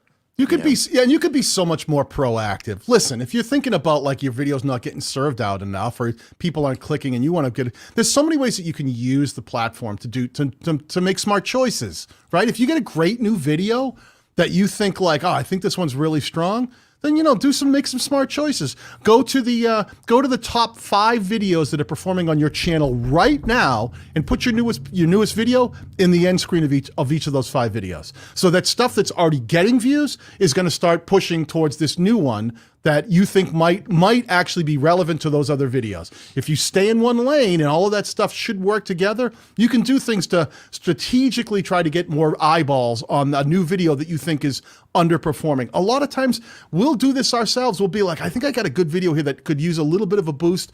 And like Dee and I and Roberto or Nick and Brian G. Johnson will reach out and go, hey, would you guys mind sharing this on your community tab if it's okay, if you don't have something else you're promoting, or share it on Twitter and just mention it. Can we get some more eyeballs on this? Reach out. That's why building a community, trying to connect with other creators and in your space. If you're a tech guy, get to meet other tech people. If you're a gamer, get to know other gamers out there who are creating that are about your size. Because I think a lot of times people forget, like the reason Dee and I are here together, because we became friends in our community and we decided to do something together to help other creators. I think community is important, being thoughtful, being intentional, making sure that, if you're trying to reach a target audience and other people who may have a similar target audience, then, don't blindly pester people and spam them like, hey, you should do a collab with me. But, get out there, be involved, show up on their channel, watch their videos, if you think they're good, leave a comment, start creating relationships with people. And you can be proactive in growing a channel nowadays. You absolutely, Dee and I are living proof that you can grow a silver play button channel in this day and age. We've done it. And we continue to grow. And we've always said we want every one of you guys out there, regardless of niche, to grow your channels too, because the better YouTube does as a platform, the better we all do. That's always been our goal, is to make sure everyone who's really out there and willing to put in the effort and grow a channel, we're there for you. I know I am, I know Dee is, and all we want to do is make sure that you spin your wheels for the least amount of time as possible. If you're gonna work, we want to make sure that you're working smart. So all that effort is going to be going towards things that will help you, like messaging, packaging, making sure that things are easy to understand, the structure of your content is solid and connects with the target audience, that you have a good value proposition. Those are the things that are going to matter. Those are the things that are going to matter, and they're going to help grow your channel. Man, I love that. Absolutely love that. And 100% on point on that one. Misho asked a question. It says, when you don't have an audience as a new creator, how do you decide what is the best time? I think that was in regards to when you upload your video. So the first thing I would say is this: where does the audience live that you're trying to communicate to? Where do they live, and what time are they waking up? And upload, and then I would upload right before they start waking up. I think that's a good rule of thumb until you actually have data, because it can take a while before YouTube starts providing that data to you if you're a new channel. I also saw this. I was at VidCon 2 years ago, and I sat in on a talk. I believe it was, I think it was vidIQ who was giving this presentation. And one of the studies that they had up on the screen was there was a children's channel, And the children's channel, they were doing all the work. They were doing all the right things. Like they were doing everything right, but they just were not growing. This is before COPPA. This is before the children's channels got handicapped. They were doing everything right, but they weren't growing. And they hired somebody to help them. And the first thing was, well, what time are you uploading? And it turned out that they were uploading when all the kids were at school. All they did was they changed the time that they uploaded the videos to make sure the kids were home. And their channel, I forget the channel name, but they blew up to over 1 million subscribers rapidly. Yeah. All they did was changed. They were uploading when the kids were at school and nobody was watching their videos. And what was happening was they would upload the video. YouTube says, nobody's interested in this. And then the video just kind of like dies off. Versus upload it, the kids are home and the kids are interested. The kids are watching the videos and YouTube says, oh, okay, here we go. People are interested in watching this video. So sometimes it's tiny tweaks that can make a huge difference. Yeah, do me a favor. Share the screen really quickly, Dee. Yep. So this is my channel, and I'm in YouTube Studio, and I am in the analytics tab in the drop down on the left, and I've clicked on audience. And if you scroll down, you will see when your viewers are on YouTube. And this is based upon, if you're a smaller channel that doesn't have a lot of views, you may not have this option yet because YouTube requires a certain amount of traffic data before they can accurately or somewhat accurately report. So they won't give you this data unless you've driven some traffic. So if you don't see it, focus number one on making content that connects and just like Dee said, pick a time that makes sense. Don't be, if you're trying to reach children, don't upload at midnight. You know, if you're trying to reach an audience in the US that are children, that probably wouldn't make sense. If you're trying to, you know, reach whoever you're reaching, just think about when they might be available to watch content, all right? Now, in this case, what you'll see is I actually have a very strong audience. I've split. It's half US, and then half of it tends to be overseas. I get a lot of people from India, people from Great Britain, you know, all different people watching my content. So if you'll see, I start to do well. It starts picking up really like 3 a.m. Like, well, wow, that's early. Yeah, it's early for me because I get very early, and they're done by 3 p.m. So I know that for me in general, see where those dark bands are? It's a little different in each day, but overall, I tend to get kind of similar traffic, that it's early in the morning, it's like 3 to 3, and I try to leverage that. If I want to reach more of the overseas people, I'll push towards that 3 o'clock-ish time, or if I want to really leverage more of a US audience, I'll go a little later, 4:30, 5 o'clock, because now I'm really trying to connect in the US. But you'll get these reports and you can see when people are connecting, and that's one of the fastest ways to really understand when to start publishing. I kind of get those dark bands where it starts to get dark. I go right at the beginning there is a good place, and I know where they start fading away. Again, I got that like, you know, not 11 or 12 hour cycle. So it doesn't really matter which day. I'm almost on any day with 3 or 4 o'clock in the morning. And the same thing, by almost any day, I'm going to probably get ahead of that curve, because that dark part, that dark band represents the heaviest traffic areas, which all tends to be somewhere between like, you know, 9 or 10 o'clock Eastern Standard Time, that's my time zone, to, you know, 1 or 2 o'clock is where the heaviest traffic is. So just knowing that, you know, think about it. A lot of times, if you're smaller and you don't have that data yet, just think about when they might be watching. If you do start to see traffic data from your analytics, then look at that and go, oh, it's telling me this is a good time to publish somewhere in there. If this was your chart, I would tell you, hey, you probably don't want to be publishing at, you know, 6 p.m., 7 p.m. at night, because there's going to be a lull where it gets served out. There's not a lot of viewers on, and if it doesn't get clicked, YouTube might be going, no one's really clicking, you know. So if you're trying to get that velocity going, yeah, think about that. Yeah, there's interesting things too. So one of my channel members, and Daniel, I think he's one of your channel members too, Suburban Beard. Yes. Is he one of your channel members? Yeah. So he's had a really interesting thing happen with his channel. So he does like, you know, dollar store discounts, penny deals and that sort of thing. So he found that his audience was mostly female. It was like 90% female audience, which is almost unheard of for a male creator. But what was happening was, you know, there were females and they were watching.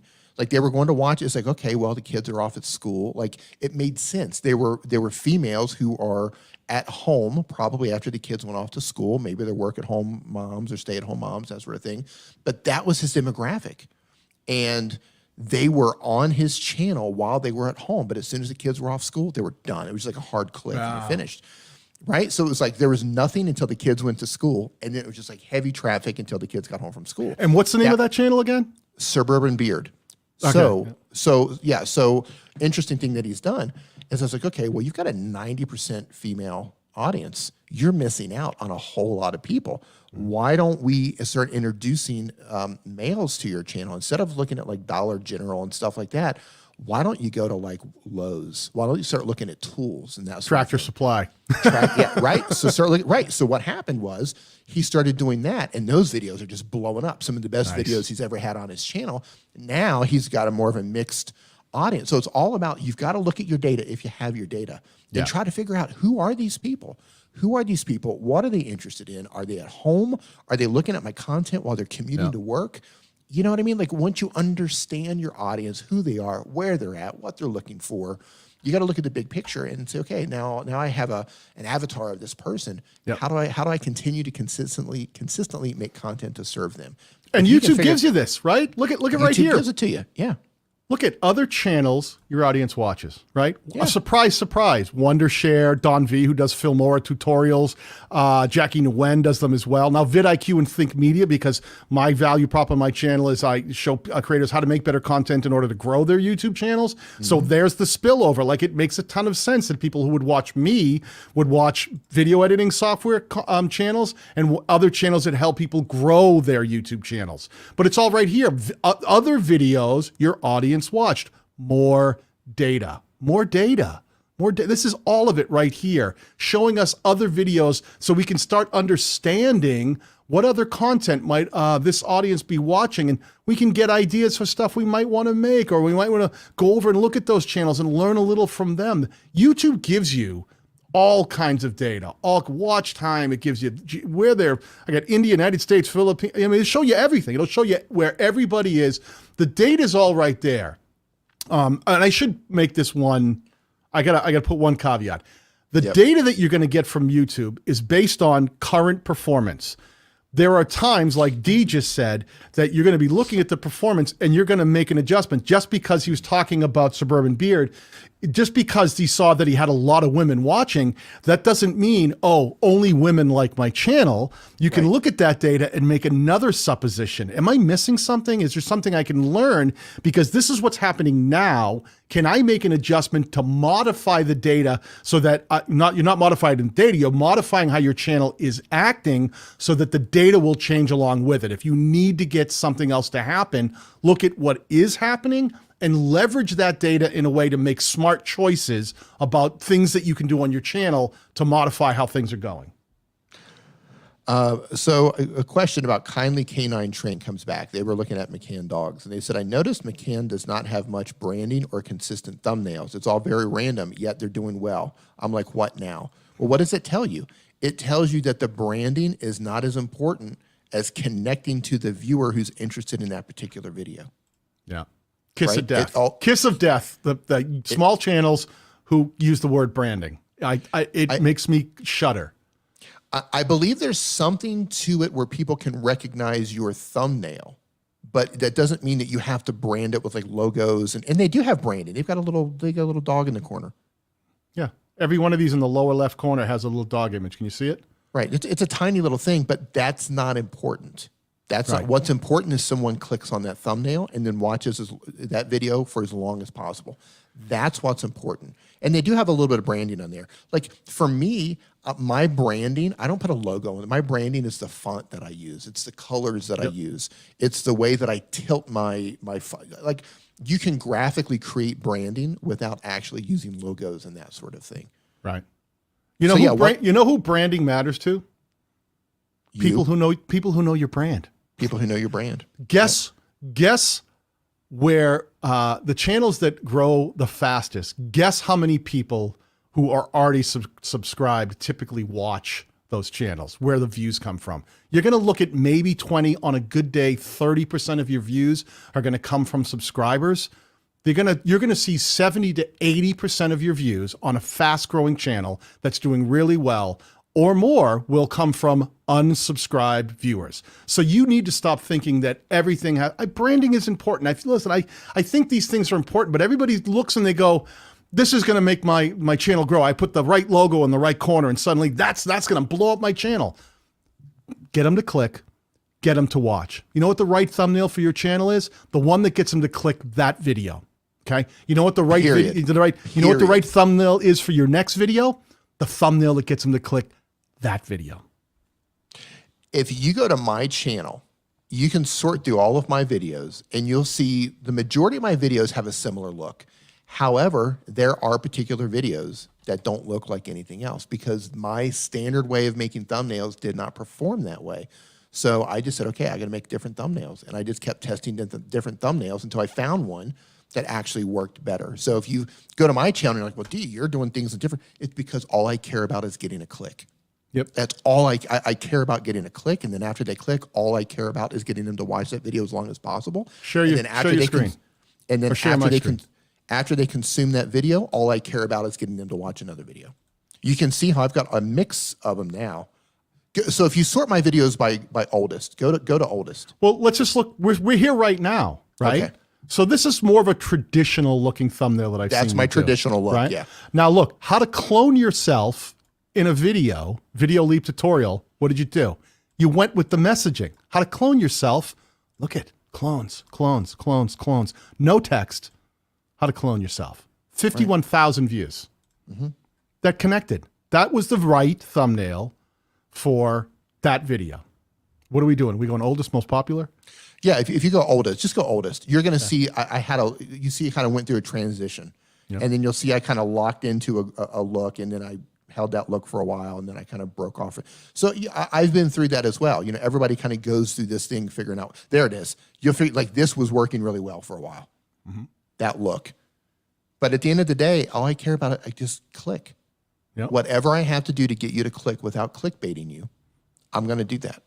Yeah, and you have a certain way that the way you see things, the way you do your text, because here's your most popular, okay? Do you have a branding style? Absolutely. I can spot this sort of the way you approach text. I mean, some of them have your image, some don't, some have your text. Sometimes you go way off the beaten path that you're just going for, let me show you how to use Snapseed to improve photos. I get it right here, right? And sometimes you check, but everything, sometimes your face is in it, sometimes it isn't. Sometimes a mobile device is in it, sometimes it isn't. There's different things that you've done. Here's one that's just complete how to connect microphone to smartphone. 125,000 views, microphone, connection, smartphone. Done. Simple. Messaging. Done. Right? And so some other things too to keep in mind, that thumbnails perform differently for different traffic sources. Yep. So what I've found is generally and this doesn't happen every time, but a lot of the time, once my subscribers have seen my videos and my traffic source transitions over to search-based traffic, which is most of my traffic comes from search-based traffic, how to do this, how to do that. It's a utility channel, right? Those people don't care about me at all. So I would say 9 out of 10 videos, once my traffic changes to search-based traffic, I usually do better if I take myself out of the photo. I would say about 9 out of 10. Sometimes it doesn't matter, but a lot of times if I take myself out of the photo and just put a mobile device in there or something else, those generally get more clicks when my traffic is search-based traffic. Yep. When I first upload a video and it's my community and I put myself in the thumbnail, like, oh, it's Dee, he's got a new video. They can identify that that's my thumbnail, they click on it. But as a traffic source changes, I sometimes change my thumbnails as well, and that can make a huge difference. We definitely have to dig into thumbnails. We'll do that soon. Here's a funny thing. When we talk about branding, right? Let me go to Dee's most popular. Now look, these are not all similar, but Dee has a very specific font type that he does. And it's not about my face is in every one. My face isn't in every. There's a mobile device in every one. Sometimes there isn't. It depends on what it is. He's got a look that you start scrolling through his and you go, I recognize a Dee Nimmin thumbnail when I come across it. It's not just about, even in this one here, the Fortnite one, totally different color. It's just the way he slightly skews. He just slightly rotates the text. He tends to go with certain things, the way he outline. I just know Dee's style, his approach. But if you go to my channel, which is all different too, can you see? Same way, the way I approach text is a little different. I tend to use an impact font. I tend to, a lot of times I'll put that up in the upper left. with really simple, cool intros, mass transition, map animation, orange effect, lag. Not a lot of words either. Very few words. Couple, you know, this one here, I did a walkthrough tutorial, how to make it look like you're walking through. So it has the walkthrough with the legs walking through the text of it. You know, I just started trying to get the messaging right so that you can see the difference just at a glance stylistically. When you look at Dee's channel, yeah, I kind of see the pattern in there. It's not identical, but I know a Dee Nimmin thumbnail when I see it, but he leads with what he thinks wins the click. Because look at all of these videos up here. These are videos that have done 1.6 million views down, you know, 193. These are high performing videos. He knows how to make videos that connect in the packaging. Mine, 1.2 million views down, you know, 221, 176, 155. I learned how to make thumbnails that my audience would click. And so did Dee. And that's really what you should be focusing on, not looking at someone else. If I looked at Dee and said, well, I don't get it. He doesn't even really have images in here. He uses a lot of text. His text seems to be heavier than everything else because for his content, the people he's trying to reach, that has proven to be successful for him. For me, I use some big text too, but I dial it way back. And I tend to go with more image, and I tend to, I lean on the image first. I tend to do bigger imagery than I do text. Even though I use heavy text, few words, but very heavy. Dee does a different thing. More words, but a different style. But it works for him, and mine works for me. And let me point the difference out here. So look at my top video, Yep. how to enable dark mode on Android. Look at the thumbnail style. Yep. I have countless videos with that exact style. Like scroll down to the next one you find like that. It's probably the third row, I'm guessing. Yeah, so free phone, iPhone video editing. It doesn't have 1 million views. And then you keep going over. Mobius and Screen Recorder, it doesn't have 1 million views. So I can make the same type of thumbnail, the same design, the same colors. That one, top 3 screen recorders for Android, same exact style, same colors, same everything. It's not nearly as successful, even though it's the same style. So topic has a lot to do with it as well. Yep. So for particular topics, I know particular thumbnails work well. So there's a lot behind this. So just like, hey, I'm just gonna make a thumbnail and throw it up and move on, you can do that. But if you truly wanna optimize your channel, you have to learn what gets clicked. And not just what gets clicked in general, like what gets clicked for particular types of videos. That's huge. And that's why we talk about packaging and messaging is so much more important than anything else, because not all views are created equal. Just because you make a certain thumbnail, you go, oh, I don't get it. I used it here. It did great. I put the same type of thumbnail on another video I made that I thought was kind of similar and it did nothing. Again, there's so many more things go into it. The timing of when you're dropping that video is that topic, is it relevant today? Is there something going on that would make them connect? I can guarantee that when Dee dropped how to enable dark mode on Android, it was probably around a time where dark mode was probably a topic that people, either something new had happened or it had changed, or maybe it was a new feature or some new thing came out that was like, oh, you can now do dark mode on your mobile device. Tell me, is there a story behind that, Dee? Yeah, so that's obviously my top video. And so obviously I love dark mode, but here's the funny, this is a mistake that I made. First, let me talk about why I made the video. Is because the feature just came out, and as a dark mode lover, different channel, dark mode lover, I thought I'm going to make this video. I love this, so I made it, and the timing was perfect, up and running. Right, timing was everything on this video. But what happened was, my channel, and it's not even clear. My whole thing was masked to your mobile, but I could dial that in even more. I should probably come back around and say, you know, helping mobile creators succeed on YouTube. Like that's truly my value proposition, right? But what happened is now I'm bringing in thousands and thousands and thousands of people to my channel. Still, this video is still performing. They're only interested in dark mode. They're not interested in the apps that help them create content. They're not interested in how to YouTube with your phone. They're not interested in anything. They're not interested in YouTube. They're not interested in live streaming. All they're interested in is that dark mode video. Right. So they watch this, and then YouTube says, hey, let's show them the best Android screen recorder, which still could be a great video. But then they may interested. Go, I was here just to turn on dark mode. I don't really care about recording my screen. Yeah. But that's one of those things where you're being so super picky and finessing about steering your audience, right? That's such a deeper conversation, steering your audience in a specific direction. And it's so funny you say that, because a lot of people know that my channel was always labeled, Daniel Batal, Creator Conversations. And I always felt that didn't do justice to really what my channel was about. I really help creators make better content and grow their YouTube channels. And Creator Conversations almost felt like I was trying to do two branding at once. One a name and then one like a channel name if I hadn't named it myself with my own name. So I don't know if you noticed, but I changed my branding. I changed the branding over here. If you notice, it says Daniel Batal, make better content, grow your channel. Video editing, channel growth strategies, boom. And that's still a little fragmented because I feel like it doesn't really explain, but I'm always trying to tweak what I do to connect the same way you just said. Does Master Your Mobile, as great as channel art as that is, as much as we know that Master Your Mobile is your thing, you're still thinking, is there something more that I can do? Can I make it more clear? As good as that picture is, as simple as it is to understand, as a guy who has a silver play button that he's never seen before in his life, you still ask yourself that question, can I do better? Can I make it more clear? Can I get the packaging to make more sense to someone who doesn't know Dee Nimmin, who doesn't know that I teach people how to really use their mobile device to grow their channels? I love that you mentioned that. And I'm going to keep going where you left off, because you talked about, changing your channel art, and I've been considering changing mine too. Like, it shows you how channels transition.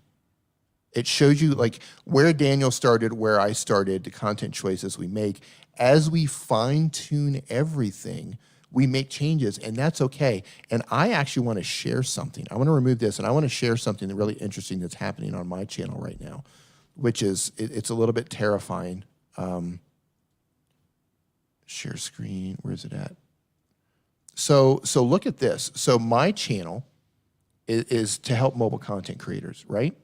But look at what's happened to my channel recently, because I've done more live streams on StreamYard, because I've made videos about YouTube Shorts, right? Look at what's happened here. Other channels your audience watches, vidIQ, nothing about mobile. Think Media, they do have some mobile stuff, but they're not mobile. Nick Nimmin, not really doing anything about mobile. Channel Makers, nothing about mobile. Annie Dubé, nothing about mobile. And I can keep going through these. Roberto Blake, Mr. 18, Brian G. Johnson, YouTube creators, video influencers, Ryan Walsh, Daryl Eves, TubeBuddy, Justin Brown. He's got some mobile stuff. Out of all the channels people are watching, only 2 of them do a little bit of mobile stuff. And if you go down to the videos that people are watching, there's nothing about mobile. It's all about how to grow your YouTube channel. Learn how to grow your channel, how to beat the YouTube algorithm. Tags don't matter. YouTube analytics explain how to grow YouTube channel as a beginner. Clips on YouTube, YouTube Shorts monetization. Everything is about grow your YouTube channel. So my audience has shifted from people who predominantly are interested in making stuff with their phone. Now they're interested in growing their YouTube channel. So if I were to take my own advice, I would start leaning harder into giving more YouTube advice, because that's what my current audience is interested in. So that puts me in a real predicament. Go ahead. Or leaning on the mobile end of it, right? Like we're going, all right, I really need to not just show this best app for this. I really need to start streaming, because like you said, you want to make sure that you're more in alignment with, Justin Brown, who does, walk into that category. Because I'm not much different. I've had the same thing. People know me a lot for doing a lot of Filmora content, but it was really technique over tool. But people saw Filmora, and went, oh, you're the Filmora guy. You have a Filmora channel. And I was never a Filmora channel. It was just the tool that I used to teach people how to do video editing. It was more about video editing and making the better content, and then applying that to a YouTube paradigm to grow a YouTube channel. But the minute I stopped doing as many Filmora stuff, I watched all my views start doing the same thing. I still get views from, as you saw when I shared my data, from the Wondershare Filmora channel, people will watch. They also watch that and mine, because I have enough catalog there. But as I shift, I watch views change. I watch direction change. The same thing, just you and I being here helping people, pulling up channels and doing channel reviews, which aligns us more with things like your brother Nick does, because he does a lot of, channel growth help. that's what happens. The audience starts migrating. So that intentionality is a really interesting thing about, your audience, you are in control of the audience that you will reach. So be really careful about your messaging and your branding, because just because you can go someplace, it may not mean you want to go there, right? Like Dee and I might have a discussion where we go, you know what? On the Dee and Daniel show, we need to spend more time really talking about a mobile end of it too, to integrate that, to make sure that people are understanding that's what Dee really brings to the table, or I might need to, Dee's help me do this on my channel. I've live streamed the most successful live stream I've done recently, which has like 17,000 something views, which is a lot for a live stream for me, was Dee jumped on my channel and we started talking about video editing. Boom, period. From two angles, from straight up and mobile. Thing blew up because we targeted the right thing. We addressed our audience in a way that connected really well with them. Yeah, and so here's something else that's interesting. So as you move forward into YouTube and you start doing YouTube professionally, you're going to start working with brands. You're going to start having deals with brands. You're going to start having sponsored videos and videos that you have to make for particular products. So just in my situation, so I've noticed my audience shift. People are interested currently in growing their YouTube channel. Well, that's fine and dandy, but I've got sponsorship deals with like video editing apps. So I'm going to have to think of ways to frame those videos for like, instead of just like how to use this video editing app, I might have to frame it around how to edit to increase your audience retention, right? I might have to find a way to frame that video to where I still get the sponsored video in there to show them how to use that app, but I've got to frame it in a way to where the audience might be interested in that because my audience is currently interested in YouTube growth. So these are things you got to pay attention to because YouTube is ever evolving. Your audience, the ebbs and flows of YouTube, it's the tides coming in, the tides going out, right? Like things change, things evolve, and you have to be aware of that. Otherwise, your channel might become stagnant or you might lose contact with the audience that you have. I mean, these are all things that you have to pay attention to. Yeah, the one thing I hope that this sort of side train that we took care of this conversation has helped you understand is that it doesn't matter your channel size. Dee and I wrestle with the same stuff you guys wrestle with. We're constantly thinking about we're trying to figure out how to connect with our target audience. But the difference is that I think with our experience of how long we've been on the platform, be able to see what works, is we really do focus that we own that connection. We know that we're in control of it. It's not YouTube not treating us fair. It's not they're not surfacing our videos. No notifications aren't going out. It's never that. It's us going, if something didn't connect, we blew it. We didn't do the right thing for our channel and our target audience, and we need to rethink what we're doing to make sure that our channel starts seeing the kind of growth that we want to see. Is that fair enough, Dee? That's fair enough. And I'll say this too, depending on the type of content you make, like, generally on my channel, I upload a video and it usually doesn't do that well out of the gate. But once my traffic source changes, because I'm 100% a utility channel, right? People are looking for how to do this. Once my traffic source changes, then videos that didn't do well out of the gate, they start to get a lift, and then they start to get a lift, and they start to get a lift. And if I did my job right, if I did everything correctly, that video is going to end up getting 10,000, 20,000, 50,000 plus views on that video. If I didn't do it right, it's going to cap out at around 4,000 views or 5,000 views. So, And I bet you've probably noticed the same thing that most of the channels notice. If you stay in one lane and make very consistent content that all focuses on one value proposition, if you put out a video today that really starts doing well, what happens with some of the other content on your channel? It gets a lift. It gets a lift because we do the exact same things on our channel that we talked about. I make sure I have a card in there. I make sure I have an end screen put in there. I make sure I have a pinned comment that links to relevant videos. And then if I can get people to watch a second video, YouTube starts to notice that stuff, and YouTube will start recommending that second video as the watch next video. So all of this stuff is interconnected. So it's really important to, if you missed this part, watch this on the replay when the live stream publishes. We talk about the importance of using your card, your end screen, your pinned comment, links in your description.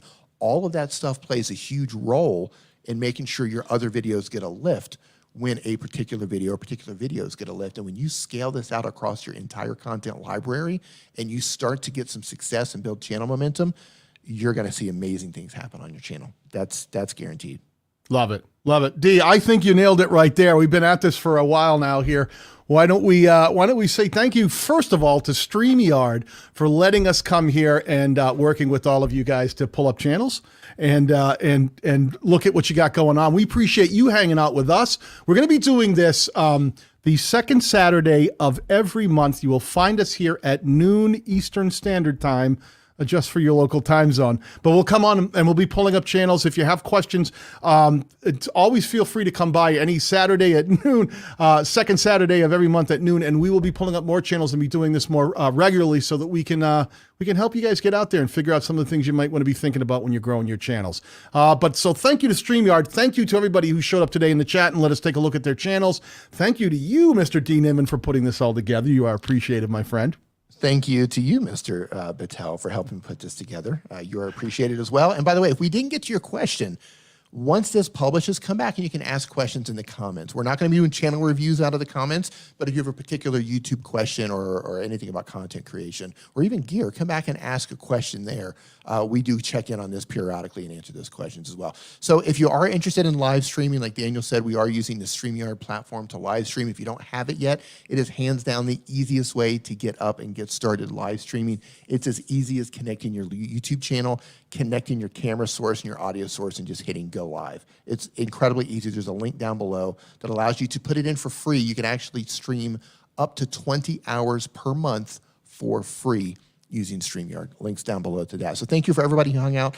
Thank you to everyone who asked amazing questions. If you got your channel pulled up, we would love to see you make those changes. We of course, we want to see you grow and see you have success on the channel as well. Daniel, thank you so much. And everybody have a fantastic rest of your weekend. Sounds good. Peace. Cheers.